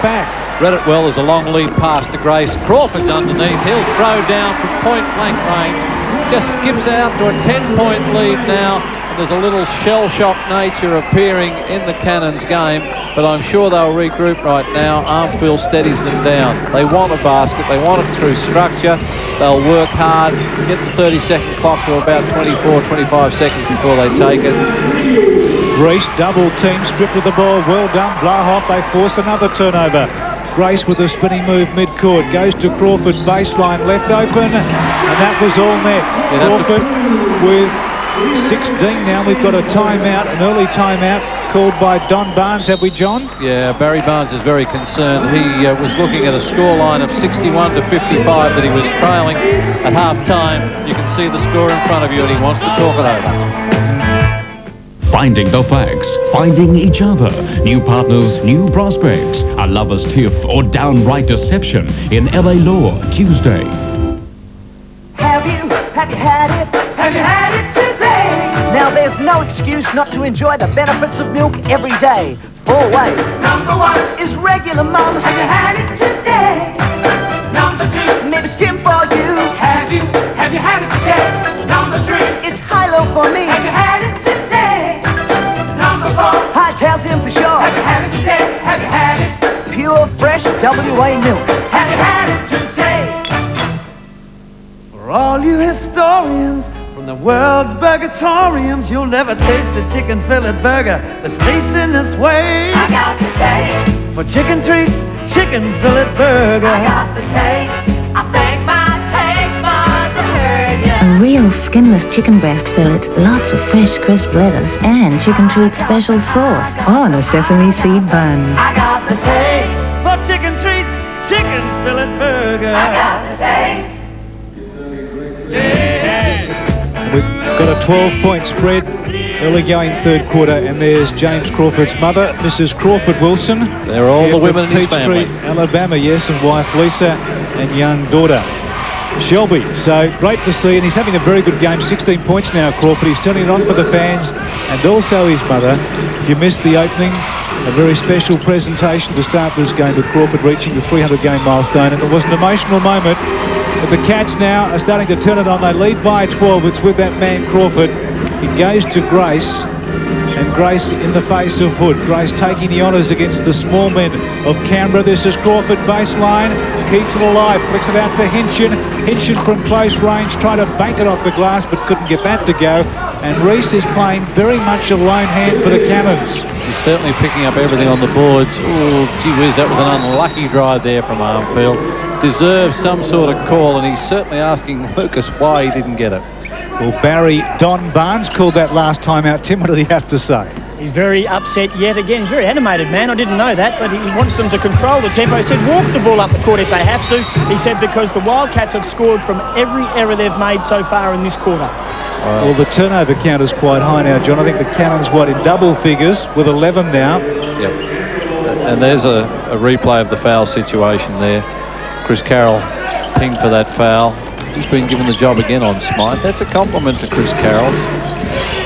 The Cats have Hinchin, Carroll, Lahoff, Crawford and Grace out there. Canberra going with this man Hood, who goes baseline. Some great defence both by Vlahoff and Grace then. They chopped Hood's path off. Great help from Vlahoff on the drive. Grace gave up the baseline drive. Vlahoff really stopped the drive and intimidated, and Grace came from behind. and got to the ball.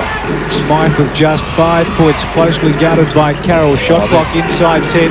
They went inside looking for Reese, who's battling hard. Cottrell's underneath, and Cottrell gets it to go off the glass. Oh, gee, there was a magnificent pass from Phil Smythe there. Really threaded the needle and deserved a better fate.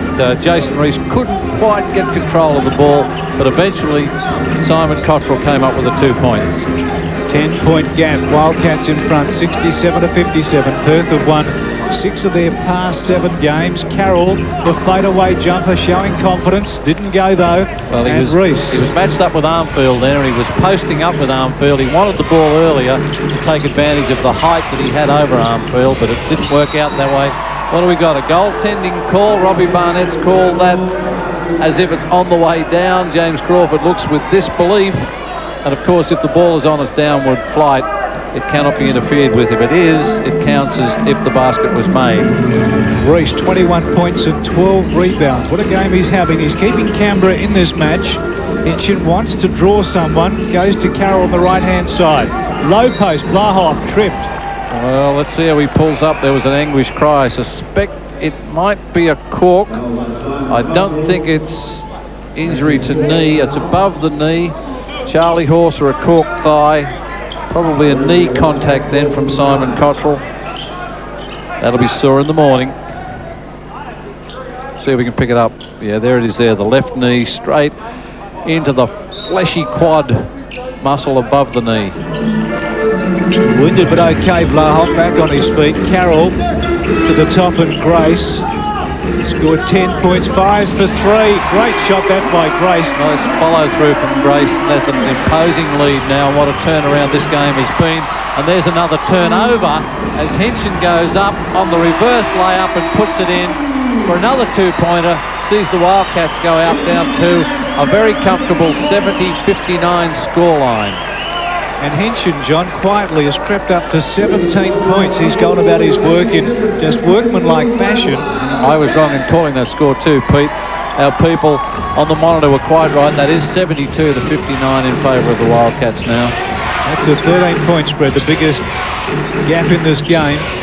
Hood, Reese from the foul line, needed that to drop, and Crawford, he's been dominant at that end of the court with another rebound. Grace brings it down now. Cats doing as they will. Hinchin from the corner, no good, but they had 2 men mopping up. Blahoff goes to the top. Crawford hands off to Grace. Oh, gee, that's a good contest out there with Reese guarding Blahoff. Both about the same size, the same mobility. Right, Carroll for 3. It came from Grace, no good. And it's Kennedy with the rebound. The shot was open, just rimmed out. 6:40 left in this third term. Smythe, who hasn't had a lot of influence on this match. Reese again from long range. That's not his cup of tea. Gets his own rebound. Kennedy back to Reese, baseline. Grace sets the par, but Hood cleans up for 2. Well, Jason Reese had his hands on the ball 3 times in that little play phase. Got the rebound, skipped the pass out, got the ball in posting low and found Steve Hood on the reverse side for the layup. Well, the much vaunted outside shooting of Canberra hasn't really prevailed here.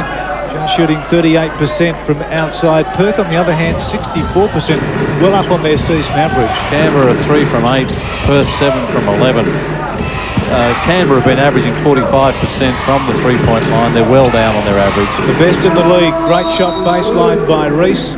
Gets the bucket, and he brings the spread back to 9 then, 72-63, and Reese has 23. We've got a timeout with just on 6 minutes left in this third quarter, and it's the Cats up by 9.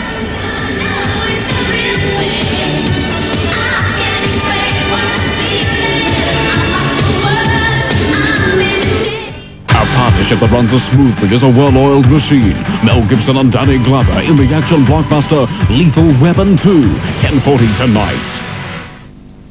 Westrac, a part of your local community. For the construction of sporting facilities, road building and maintenance, waste compacting, drainage and building projects. Local councils and contractors throughout Western Australia rely on Caterpillar equipment. Westrac's support and commitment can be counted on no matter where. We're helping to build your community. Get us on your team.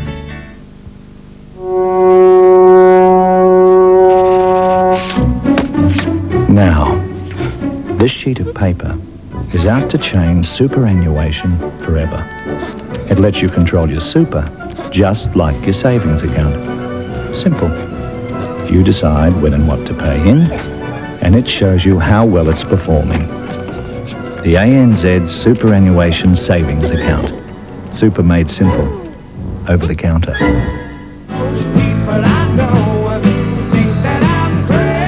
Well, at half-time, the Wildcats led by 6. They've increased that now, 72-63. Jason Reese did some good work in the closing minutes before that timeout to bring it back to a single digit.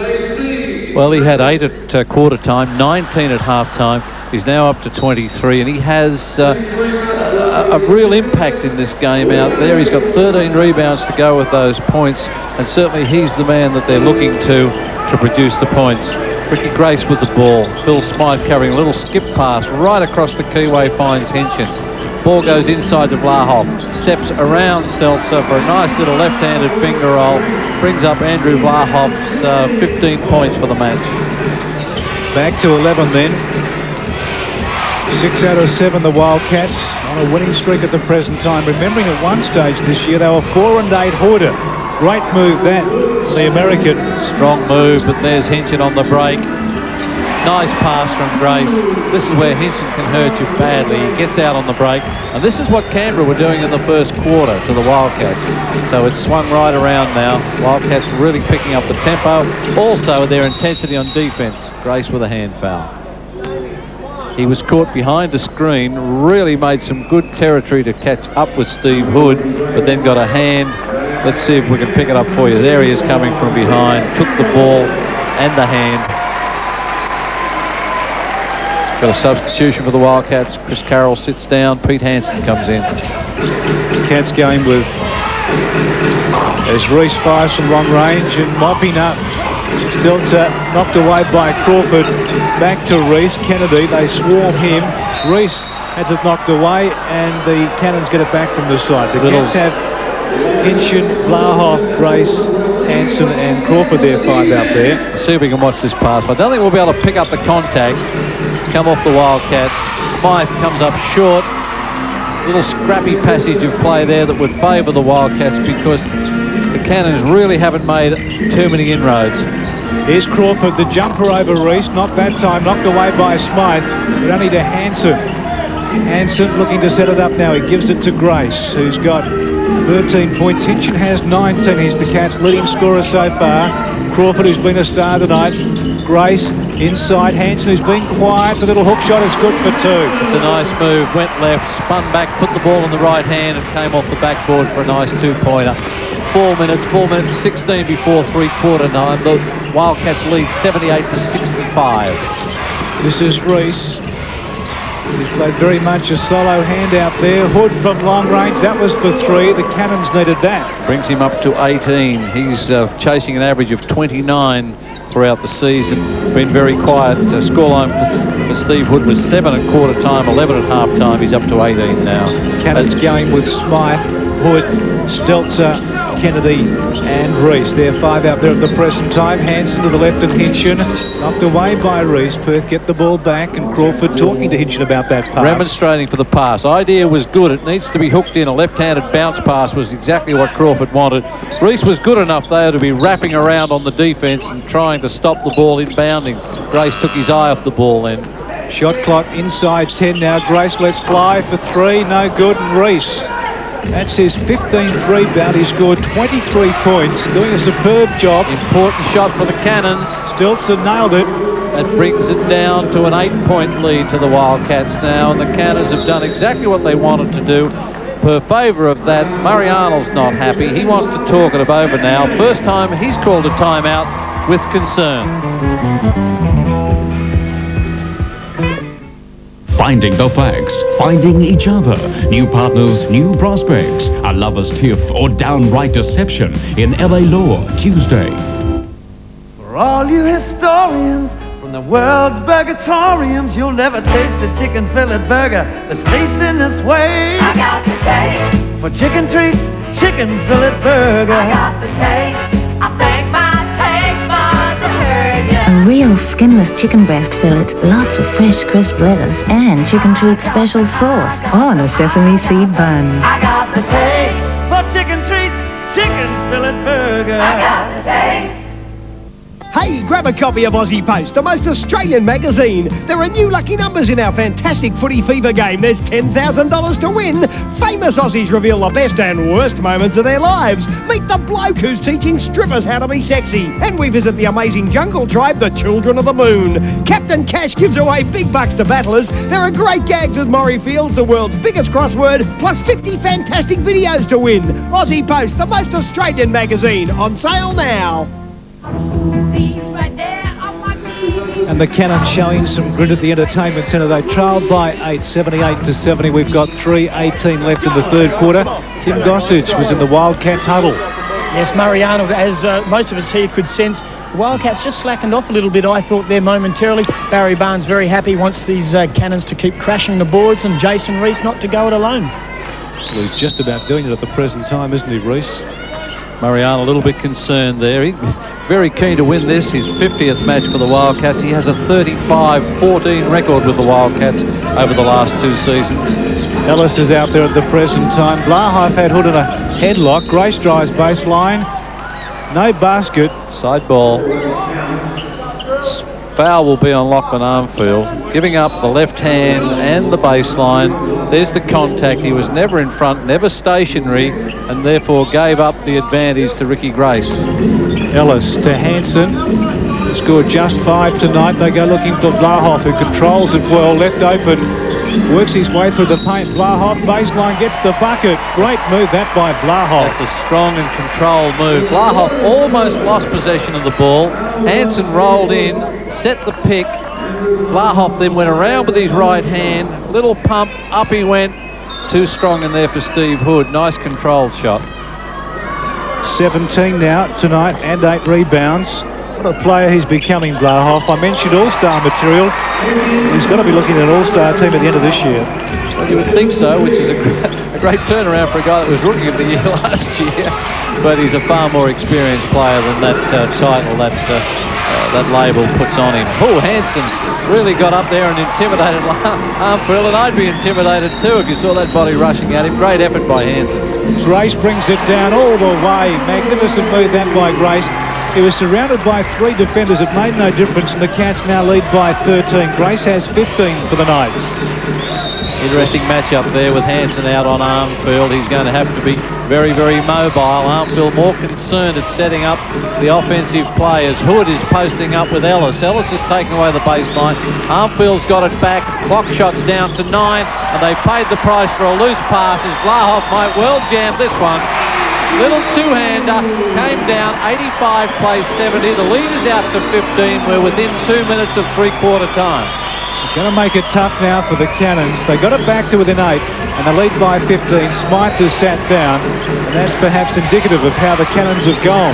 Another still brilliant move. That's by Grace. He'll take it all the way. Will he jam? No, gently with a one-hander. Gets another 2, and the Cats now by 17. It's the biggest break in this game. And this capacity house are loving it. Smythe about to check back in as Armfield sits down. Well, of course, by virtue of the completed shot, which you can see on screen, the defensive team can make a substitution. That sub was already reported in.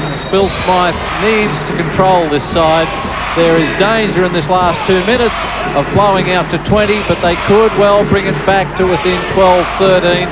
That makes it very much an attainable score if they can stick with it. There's the first chance at it, which is a three-pointer. That's why the man's called the General. Just bridges that gap ever so slightly. Gives the Cannons a little steadying influence.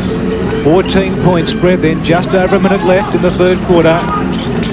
Cats, from about midway of the second term, took a really strong hold on this game, but Canberra are a plucky mob. They've shown that in recent weeks. Kennedy from downtown, no good, and Grace the chance to bring it down. Inside a minute left, third quarter. Grace, he's got Crawford to his right. The big reject by Hood. Grace wanted to go all the way. Perhaps the better option was Crawford. Well, it was better than that last one that was served up to Steve Hood. He certainly got that rubbish out of there. Kennedy barking the instructions in. Counting down to 30 seconds. The Cats should get the ball back. They've got 15 on the shot clock. Mike Ellis on Steve Hood. He's done an excellent job in the last couple of minutes. Forced a couple of turnovers. Nice lead pass there to Reese. He must be tired. Those legs must be leaden at the moment, but he's staying at it. 87 to the Wildcats, 75 to the Cannons. 25 for Reese now, John, the game's high scorer. Ricky Grace looking to set the Cats up with the last play of this third term. They're up by 12. They go inside. Nice move. Hanson couldn't put it away. And it's 2.6 seconds left on the clock, so Canberra will get the ball back. It'll be a quick shot here. That's something. That man in the picture there on the right, Mel Speed, the chairman of the NBL, the general manager, Derek Conway of the Wildcats, looking a little bit glummer in that situation. Well, the Cats are up by 12, but I hate to see how he looked if they were down. Kennedy let fire, couldn't hit the bucket, and it's three-quarter time at the Entertainment Centre. Perth in front with a nice cushion, 12 points, 87 to 75. Sunday and Monday, a shocking true story. Don't make me do it. Did a young girl really murder her stepmother? The incredible mystery of two girls and a father who drove them to a deadly sin. Prove to me that you love me. Why are you doing this to me? I'll make up whatever you want. And how they fight back. Who the hell were you protecting? I can't go to jail! This is your last chance. Starring Twin Peaks' Laura Palmer. I just love you to death. Love, Lies and Murder starts Sunday. The new Holden Commodore Executive. We've made Australia's best-selling fleet car even better value. With a remote security system so advanced, it not only locks the doors, it immobilizes the engine. With improved fuel economy, further reducing running costs. And with a range of sophisticated features. Designed and built in Australia with all the resources in the world. The new Holden Commodore Executive V6. There's a world of difference. Your local CRT bloke sells and recommends Roundup CT. Here's why. With Roundup CT, it's a very reliable technique, and the feed quality, the wool production, and the grass seed set control is excellent and is good value for $5 a hectare. Get your Roundup CT from a local bloke near you. CRT, with over 300 others, here's your friendly local bloke. Your local bloke from CRT.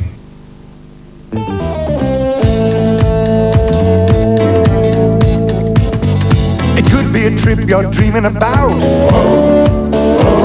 Or paying off a house could make you twist and shout.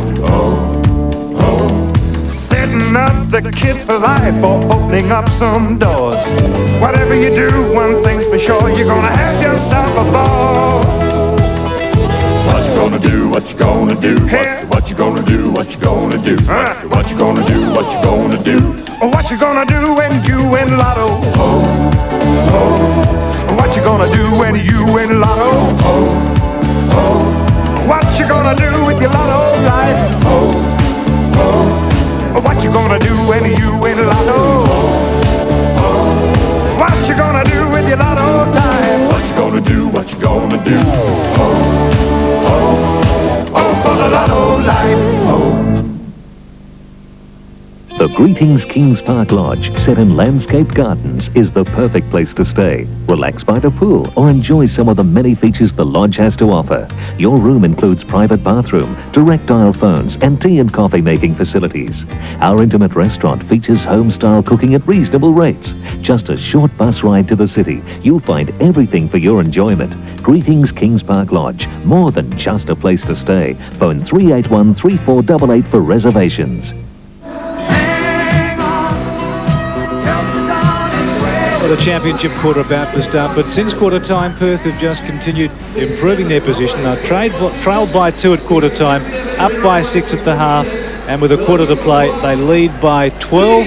Tim Gossage is sidelined to report on what the coach has said at 3/4 time. Murray Arnold praised the efforts of Mike Ellis for his job on Steve Hood, and he said defence will win this game. As far as the Canberra Cannons was concerned, well, in between lolly races, I could only hear a few things from Barry Barnes. He said it's all up to them now. But you haven't discounted the Cannons altogether, John, despite the fact they trailed by 12.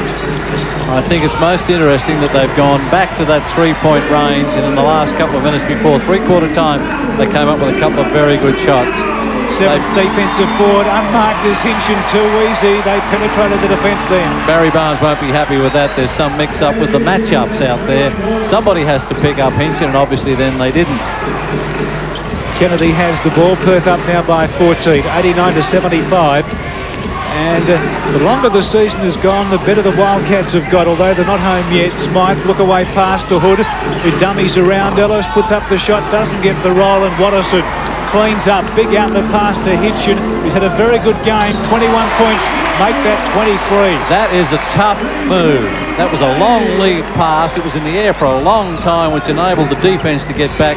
Hinchin read it beautifully and under pressure put that off the glass. That's a very strong effort from Vince Hinchin. 16 points, I venture to say, is the biggest deficit the Cannons have faced all night.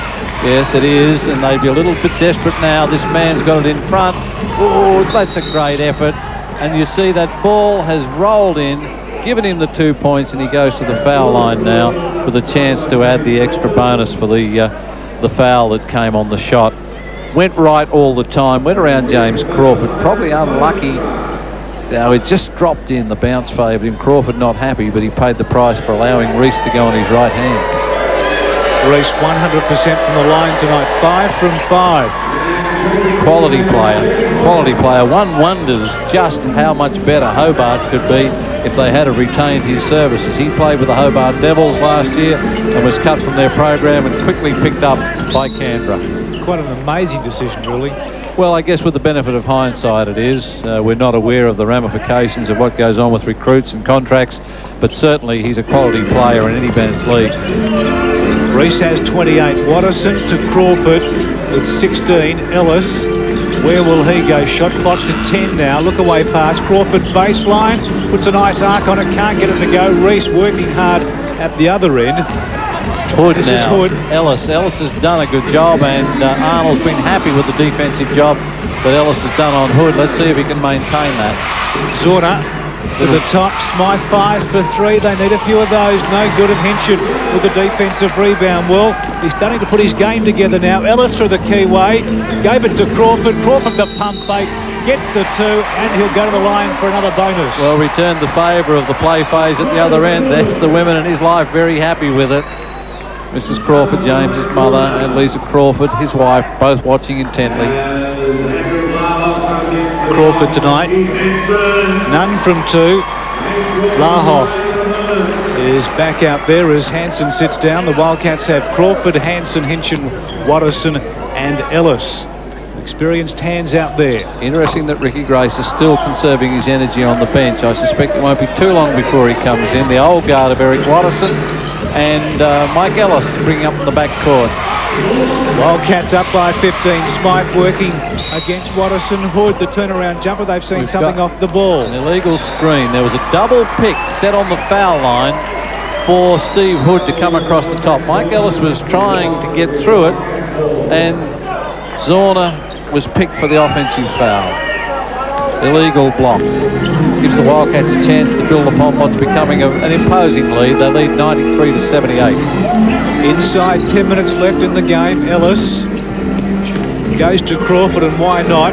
Crawford has Watterson clear at the top. Lahoff bounce pass to Ellis. Ellis wants to go all the way. Kicks it back out to Hinchin. Working against Smythe. Turnaround jumper by Hinchin. Brilliant move that by Hinchin. Nice. What an athlete he is. Turnaround jumper is tough. Under that sort of defensive pressure, it's even tougher. Hinchin had made up his mind from the time he got the pass from Ellis he was going to take the shot.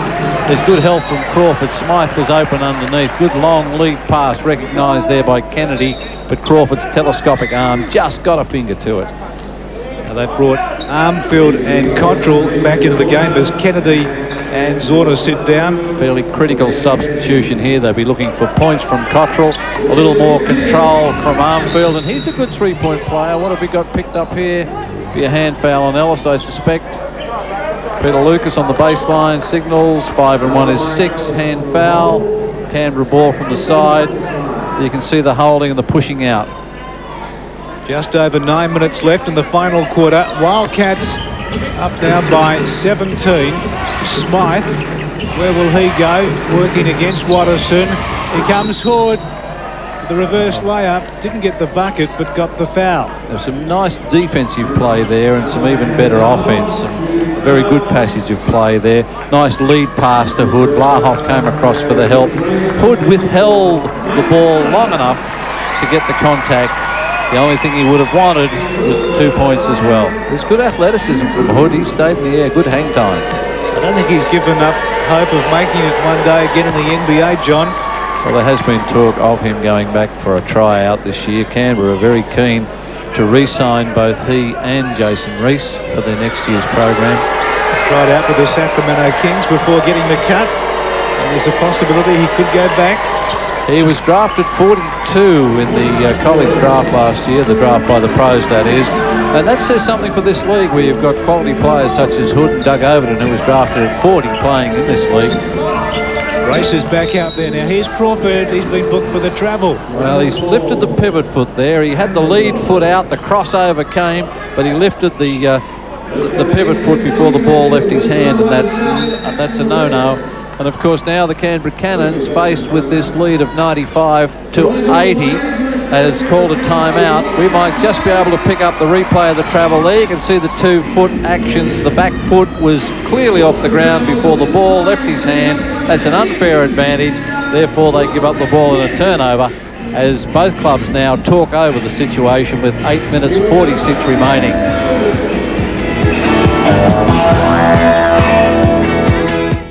12 o'clock tomorrow, the qualifying final between Geelong and Footscray. Then at 3, the elimination between the West Coast Eagles and Hawthorn on GWM. Only one top-loading washing machine is smart enough to save you money. By spin drying so fast, it cuts drying time dramatically. Now that's smart. Smart Dry from Fisher & Paykel, the world's smartest washing machine. At Storm Stationery, we say centre your business on us, because we're confident we have what it takes to make your business more efficient. A browse through our office and school supplies department will convince you that it's all here. We're the place to see first. And we're the centre for businesses moving into essential office equipment and machines.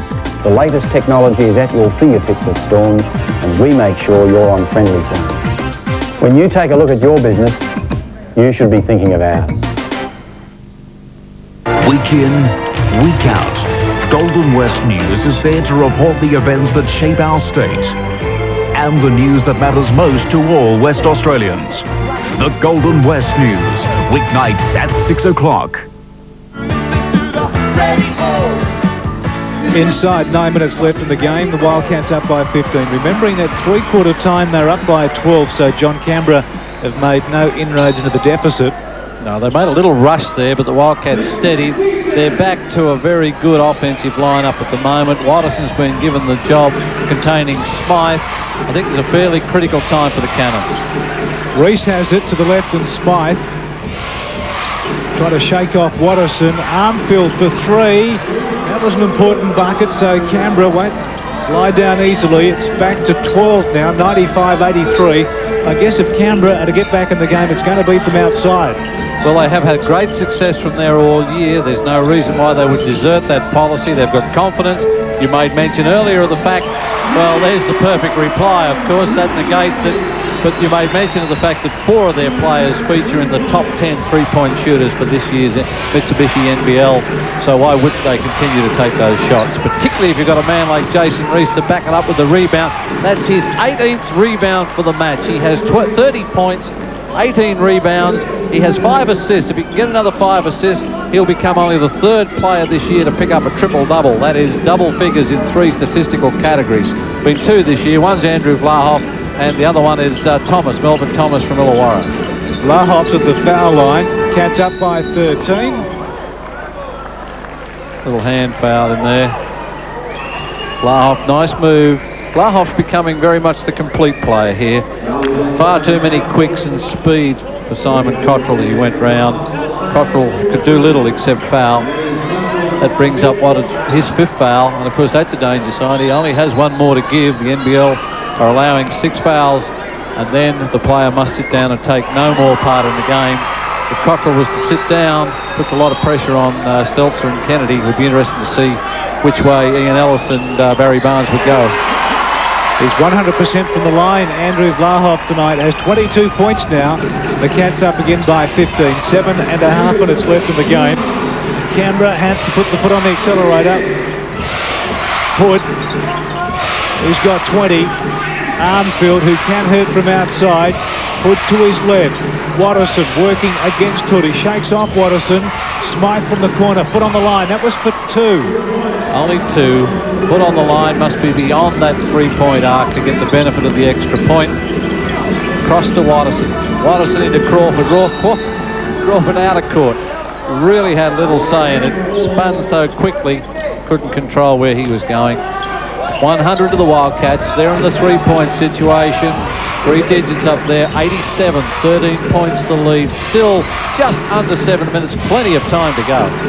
Canberra 11 and 10. Here's Reese. Against Hinchin, is it? I suspect that Hinchin will go out. No, Vlahoff, 21. Andrew Vlahoff. That's his 4th foul. Hinchin got all ball, didn't he? Yeah. Vlahoff was across there. That little back screen's helping the Cannons. John, the Cannons 11 and 10. They've got 2 games to go before the regular season is over for them. They've got a bye next week. They play Illawarra and Magic, so a couple of tough games there. They're both at home, though, and they have an excellent record back at the Palace. They're 7-3 at the Palace, so that's a pretty good draw for them, particularly if they can get this game. I think they're sitting pretty if they do. So Reese with 31 points now, 18 rebounds and 5 assists. 6.5 minutes left in the game. Cannons have got it back to 12. Vlahoff hands off to Hinchin for 3. That was sweet. Hinchin's getting better by the game. He's got 27 tonight now. Very confident at the moment. Reese at the other end. He's been Superman out there for Canberra. Can't get it to go, and he draws the foul. Well, that's his 19th rebound. 31 points and 19 rebounds. That's a great effort against the front line from the Wildcats that really gives no quarter to any opposition. Reese inbounds to the captain and Smythe. Hood working against Gray. Smythe, the Cannons with a quick rotation. Armfield over Hinchin. No good. Hasn't been on target tonight, the youngster. Crawford dragged down the rebound and away comes Gray. 6 minutes left in the game. Watterson pulls the trigger. He's hit 1, now 2 from outside. Well, he's 100% from the 3-point line. That's a timely contribution from Eric Watterson. Just steadies the ship a little bit. Cats up by 17. It'll be tough now for Canberra. Hood backs his way to the basket. Reese normally gets his own rebound in this situation. Not that time. He fired from long range. Reese is getting tired now. Dragging his feet down court. Grace and Smythe. And that's a block against Smythe, and Grace will go to the line. Well, you can't give Grace, and we've made mention of this all year, you can't give him that favoured left hand.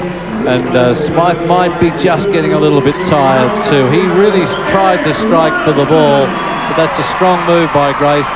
And with 5:34 remaining before full-time, Peter, that fatigue factor may be coming even more menacing now for the Cannons.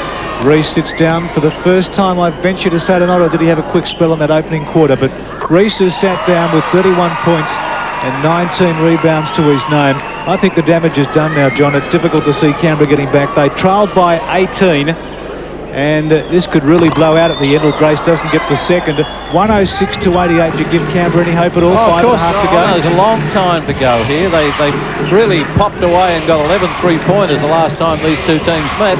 It only takes 2 or 3 3-pointers, and that lead can very quickly be whittled away. Okay, we'll stick with Canberra for the next few minutes then. And of course now both clubs have got to the point where they're almost in the team foul situation. I think that's the 5th foul. Yes, it is. Robbie Barnett rightfully waiting at the foul line. About 15 feet out from the bucket there, waiting. Give the ball to Steve Hood. He's got a one-on-one situation. The crowd are doing their bit to put him off. He's an experienced campaigner. Who wins? Steve Hood gets first blood. 9 times this year he's scored 30 or more in a game. He's been quiet, but he's coming back with a vengeance now. That brought up his 21st point. Didn't have a very good game last night. The Cannons got home against Adelaide by 1. He was quiet. Really didn't feature in their scoring at all last night. Reese was the home man with 27, Smythe 13, Cottrell 14. And Hood didn't really trouble the scorer much at all, but tonight he's been a factor. Counting down to 5 minutes. Wildcats up by 16. John hasn't ridden off the Cannons yet. Vlahoff to Hinchin. Hinchin over the head pass, very clever. Too quick for the Cannons, and Perth get it back from the side. Too quick for Vlahoff. Well, the Wildcats need, I think, to go inside and really put the pressure on the defence for the Cannons. That's not particularly the shot they want, even though they pinged it and it came down sweetly for them. I think they've got to go inside, particularly with Reese off the floor, and put some pressure on the defence of the Cannons. You see, that sort of move by Smythe is smart, not just because it sends him to the foul line, but the clock stopped. And if he can ping this too, he's got the extra points. You can see the contact here. He's really very smart in that move because he's moved into Chris Carroll. He's initiated the contact. He's bounced off Carroll, and the benefit he gets is one there and the second one to come. One of the best foul shooters in the business, Phil Smythe. 80% from the line this year. Gets 2 from 2, and it's back now to a 16-point ball game. 4:50 left in the game. Grace brings it down. Grace with 23 points. Hinchin has 27, Vlahoff 22, and Crawford 18. And the pass was chopped off by Armfield. So the Cannons bring it down. Smythe goes inside to Cottrell. Stelter from the foul line, in and out, and well played, Hinchin. Good defensive rebound, so no damage done then with that turnover. No, this is where they're missing Jason Reese. It'll be very interesting to see whether the Cannons call this game off with a couple of minutes to go. I wouldn't think for a moment they should. They've got a bye next week, plenty of time to get over the fatigue or any niggling injuries. They want to go, and they want to come up 2 from 2. Vlahoff, good drive, nice dish. He gets the bucket. Getting back to Jason Reese, he looks in a state of exhaustion from the bench, although he's got a smile on his face now, but for a long time he had the towel against his face. There's Armfield on screen. There's his face nice and red. He's worked that hard. Sure has. Done a manful act out there tonight. And we've got Wachowski onto the court for the first time, and he's a young man that doesn't see a lot of time. I wonder whether this 5 will stay here for about the next minute or so. Then you'll see Reese and Smythe back in for the remaining 3.5 minutes of the match. Hood's drawn a foul. Well, of course, Hood's going a little one-on-one. Ricky Grace comes up with what is his 4th foul, and for the 5 that's on the floor at the moment for the Wildcats, Crawford has 3 fouls, Grace has 4, Carroll 2, Hinchin 2, and Vlahoff 4. The only man in danger for the Canberra Cannons is Simon Cottrell. He has 5 fouls. Well, that won't help the Cannons' cause. No, it won't. A trial still by 18. We've got a timeout called by Murray Arnold. It's the Wildcats up 110 to Canberra 82. We'll be back shortly with more. A partnership that runs as smoothly as a well-oiled machine. Mel Gibson and Danny Glover in the action blockbuster Lethal Weapon 2, 10:40 tonight.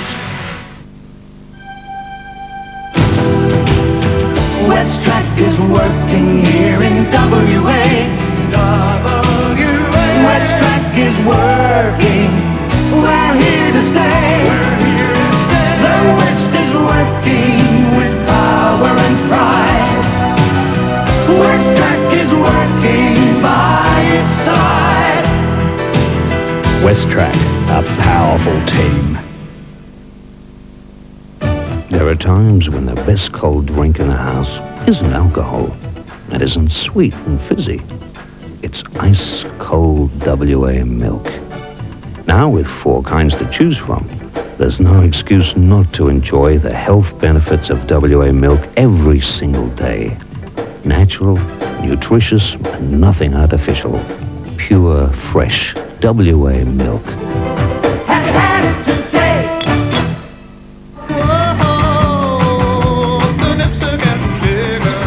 Inside the final 4 minutes of the game, the Wildcats lead by 18. It's the biggest margin in this match. Murray Arnold called that timeout, Tim.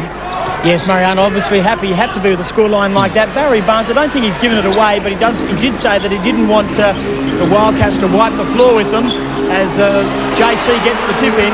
He didn't want the Wildcats to wipe the floor with the Cannons. Could be a bad night for Canberra. The Waste Breakers had a big win tonight over the AIS, Peter. Okay, Tim, the spread out to 20 then. Did Crawford touch that, or was it Vlahoff's too? No, it was Vlahoff's too. Actually, just following up on Tim's news for the Waste Breakers, we've just been given the final score. The Waste Breakers continue on their way at the head of the Women's National Basketball League. Good win, 77-53, the Australian Institute of Sport. So we got the youngster then, Matt Wachowski, on the line. Hasn't seen a lot of court time in his rookie year. Averages about 5 points a game, just 20 years of age. Very youthful face. And another rookie drags in the defensive rebound. So we've got just over 3 minutes in the game. It's 112-94. 18-point spread. Grace to Vlahoff. Back to Grace. Vlahoff. Nice move that. The two champs combining there. Well, for you guys out there watching that situation, little pick and roll. Grace went around Vlahoff. Vlahoff rolled the basket. When the defense switched, he came up with a layup. 20 points the spread, and the Cannons throw it away. Inside the final 3 minutes, John, are you prepared to write Canberra off now? Well, I wouldn't be putting my money up for them now, even though they look as if they're bringing Jason Reese back into the ball game. I suspect that from him it'll be too late for even he to have an effect upon this ball game. The chances are gone, I think, right now. Vlahoff, Crawford for two. The front of the rim, gets his own rebound. That's his range, slapped away. Good defense, and Armfield brings it down now. 2.5 minutes left. Wachowski pulls up.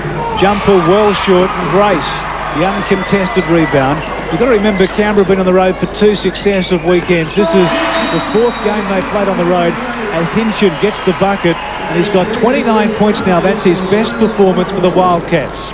I don't think it's the points, it's the manner in which he's been scoring in recent matches. He's very composed, feels far more comfortable with his role with the Wildcats, has freedom to take the shots that he takes best, and certainly he's doing that tonight. 116-94. Should had his critics early on. Well, I think he's silencing a few at the present time. Slapped away by Carroll, and the Cannons will get it back from the side. Checking those scorers for Perth, John. Hinchin 29, Vlahoff 28, Grace 23, Crawford 18. It's a good spread, isn't it? They've done all the damage. Hinchin slaps it to Grace. Grace, the bounce pass to Hinchin. Blocked by Hood. Well, good move that, and he gives it to Smythe. Smythe back to Hood. He's got Reese to his left. Doesn't need him. Goes all the way. Good move by Steve Hood. He read that pass very well and picked up the ball. Went down all the way, coast to coast, and put the layup in. 116-96, a 20-point margin in favour of the Wildcats. 1 minute, 30 seconds remaining. You see it counting down on your screen there as Crawford goes to work. That'll be a travel. He didn't just lift his pivot foot up then. He took a bunny hop and took the bunny hop before the ball left his hands, and rightfully was called for the travel. Wildcats will go to 11-9 now. 11 wins, 9 losses. And they will stretch their sequence in the last 8 games to 7 wins and 1 loss. Very critical game too, Peter, because with some of those results across the nation tonight and Canberra's win last night, they could do nothing else except win this game tonight, particularly with that tough double in Melbourne next weekend. Let's have a look at their run to the playoffs. The Giants and Magic next weekend in Melbourne, and they play Newcastle and Brisbane, both those last 2 games at home. Yeah, that's a tough double away, and they'd love to split those results. And then they've got Newcastle and Brisbane, remembering that they beat Newcastle in a triple overtime game, and Newcastle won tonight, and Brisbane won tonight as well. Well, we've got a little malfunction here. Clock isn't stopping, it's continuing to run down. That's the problem. It's clicking through. Well, it happened to us at the start of last week's game. I hope it doesn't happen at the end of this one. Well, not with a 15-minute period that I had to talk through everything there, Peter. I was just your live story there at one stage. The last bus goes at 11 o'clock. I hope those guys haven't forgotten that. Griff Longley about to check in for the first time tonight. He had some court time last week. Well, he did. James Crawford has been given a round of applause by Murray Arnold. It's a time-honoured situation in the ball game. A player that's had a magnificent contribution in this game and a magnificent career. Everything, James Crawford. 11-year veteran, full-time all-star selection in the NBL in his 11-year career. Spent 4 years with Geelong, 1 year with Canberra, fittingly playing against his old club tonight to bring up his 300th match. And he's played 177 matches for the Wildcats since 1987 to bring up a magnificent 300 matches. The man to Crawford's left, there's his mother.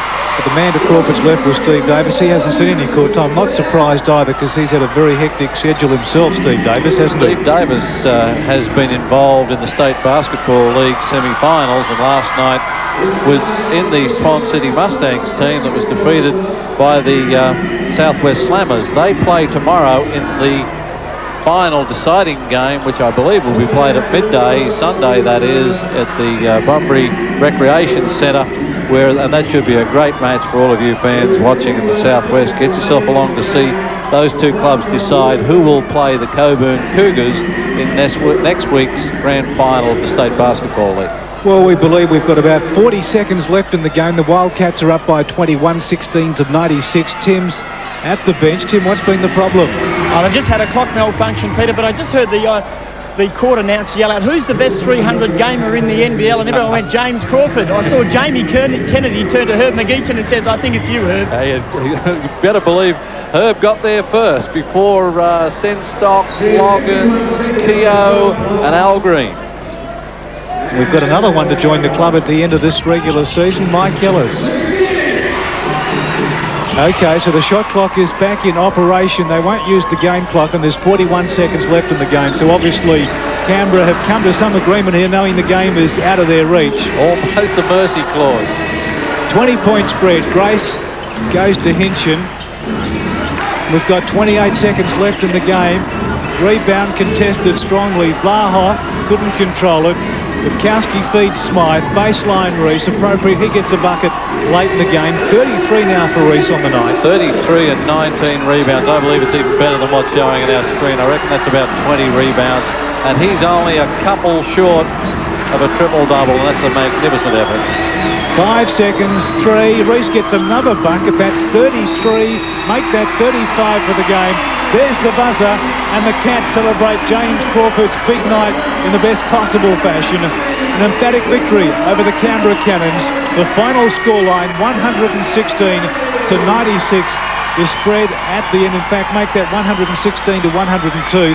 The scoreboard here not functioning in the final few minutes, so we haven't counted those Cannons buckets. We'll take our scoreline then, 116 to 102. The spread at the end, 14 points. And as I said, a big night for James Crawford, and the man who played his 300th game is standing by to talk now with Tim Gossage. Well, JC, what a night. Yeah, it was. It was a great night. We got a good win, so we're very happy. What about Mum being here? That was a pleasant surprise. That was an unexpected surprise, so I was very happy with to see her here, and I hope she enjoyed the game.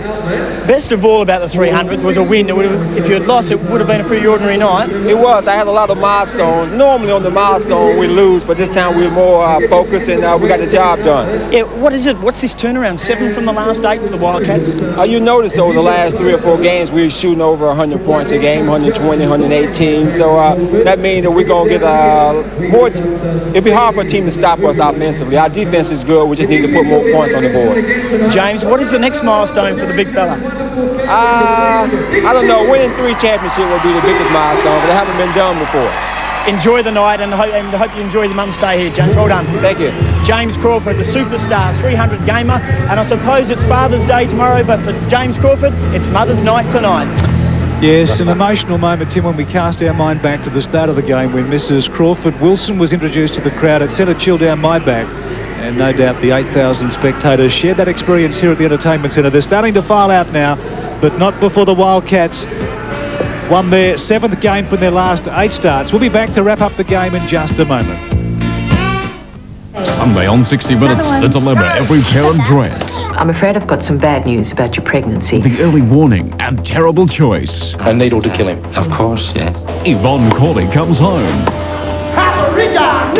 discover her past. Still very proud to be a part of it. And Jennifer Byrne. Hollywood would have loved this story. On the hunt. After 3 centuries in the ocean. For a fortune in Spanish treasure. This is it. Mitsubishi presents 60 Minutes, Sunday. I run a business and I use a telecom telecard. Now my entire sales team do, because conveniently they can call from any phone anywhere and the cost of the call is billed back to this office phone. Telecom telecard. Now that's funny. That is exactly the same size as my business card. For all the advantages of a telecard, who are you going to call? Follow the Wildflower Trail to sensational sandstone. This charming township is alive with history.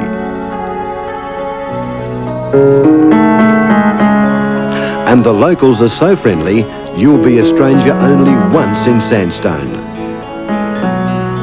There's everything a weary traveller needs, so why not discover Sandstone soon? We are the cash converters, we're the easy way to trade. We buy and sell all kinds of goods and your money's easily made. Your local cash converter needs stock fast. Wanted urgently. TVs, videos, radios, tools, power tools and machinery, musical instruments, sporting goods and jewellery.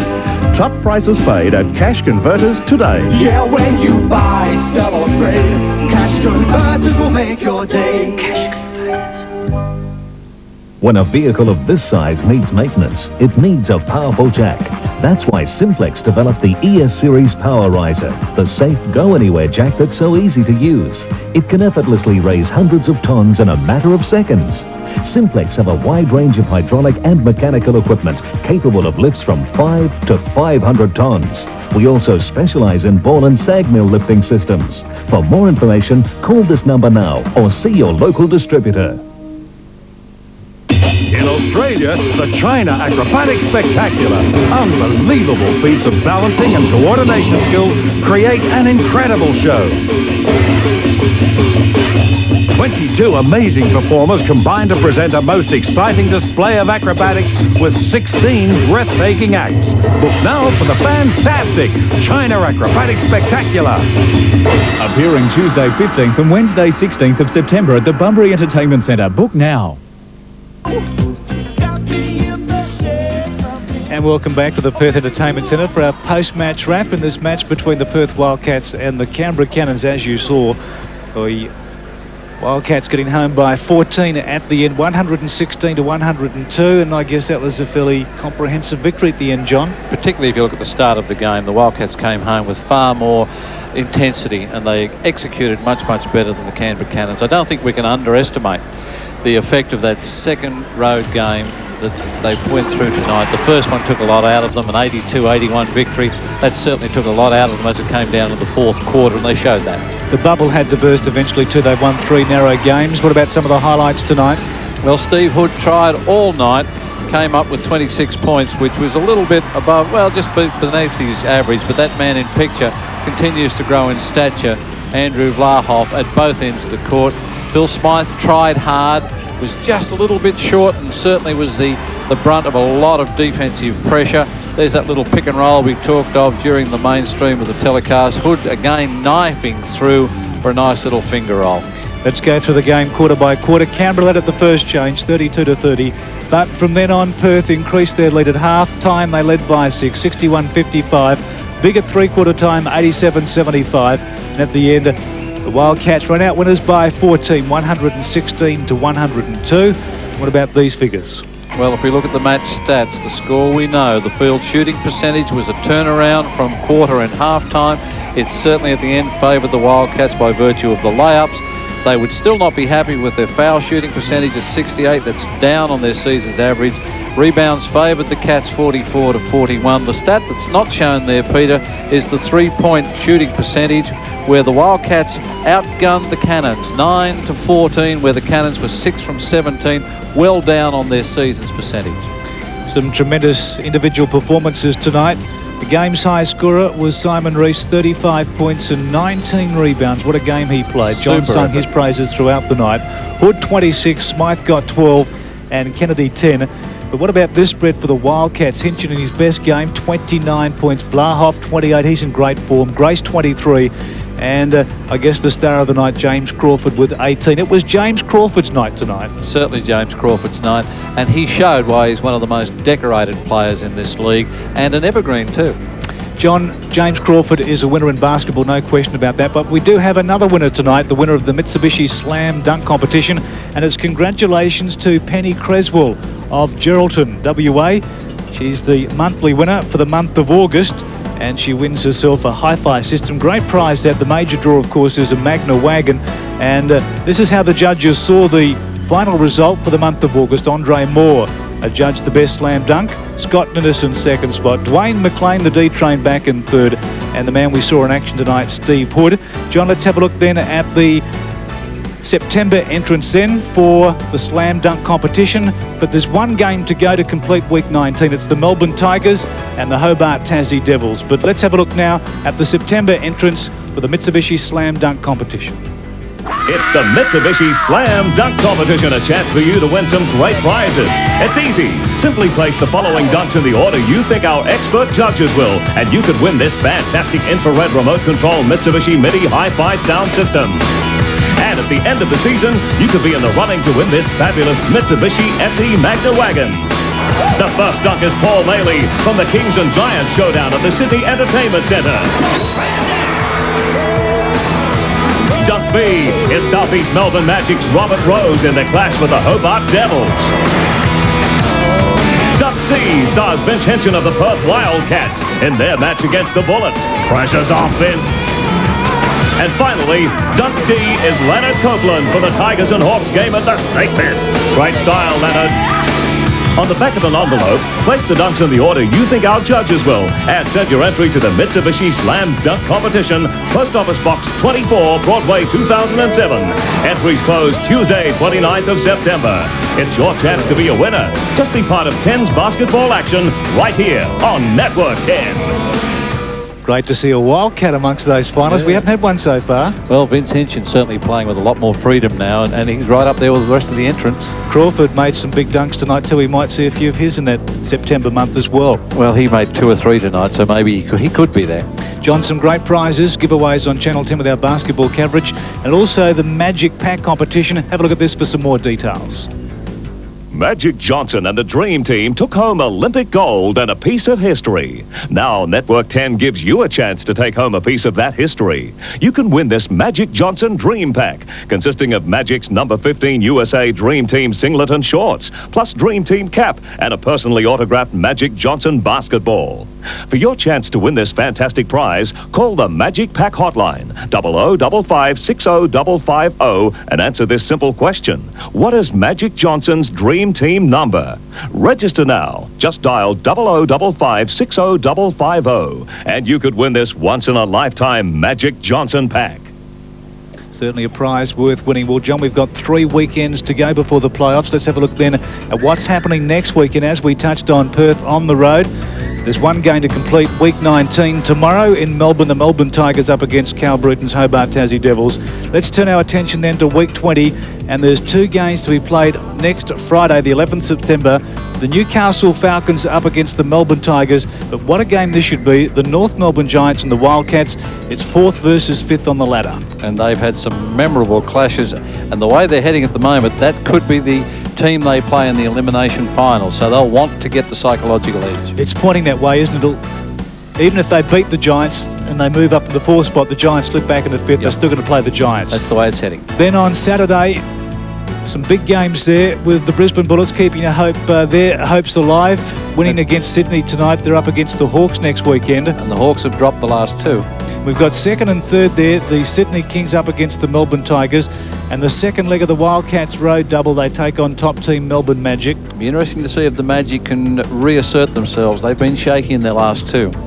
And the other games to complete the round, Geelong take on Adelaide. Both those sides virtually no hope of making the playoffs.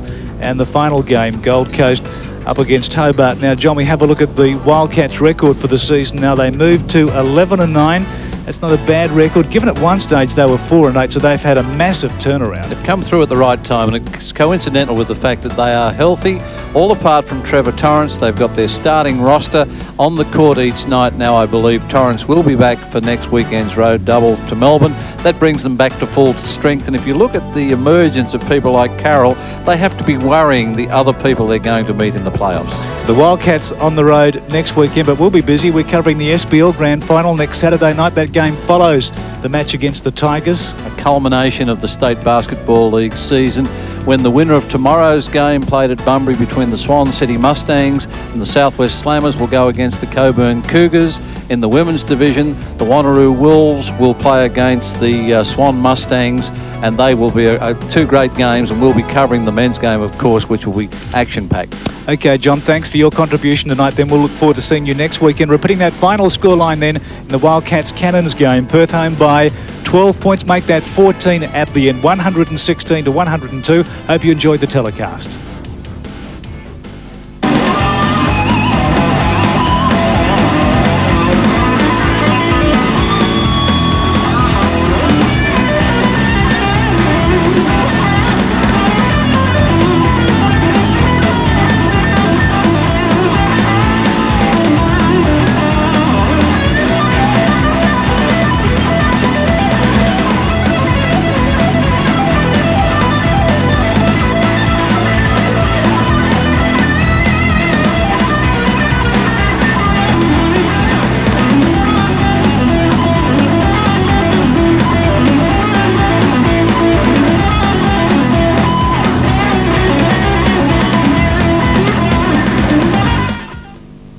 This NBL telecast, proudly brought to you by Westrack Equipment, Pure Fresh WA Milk, and Chicken Treat. Week in,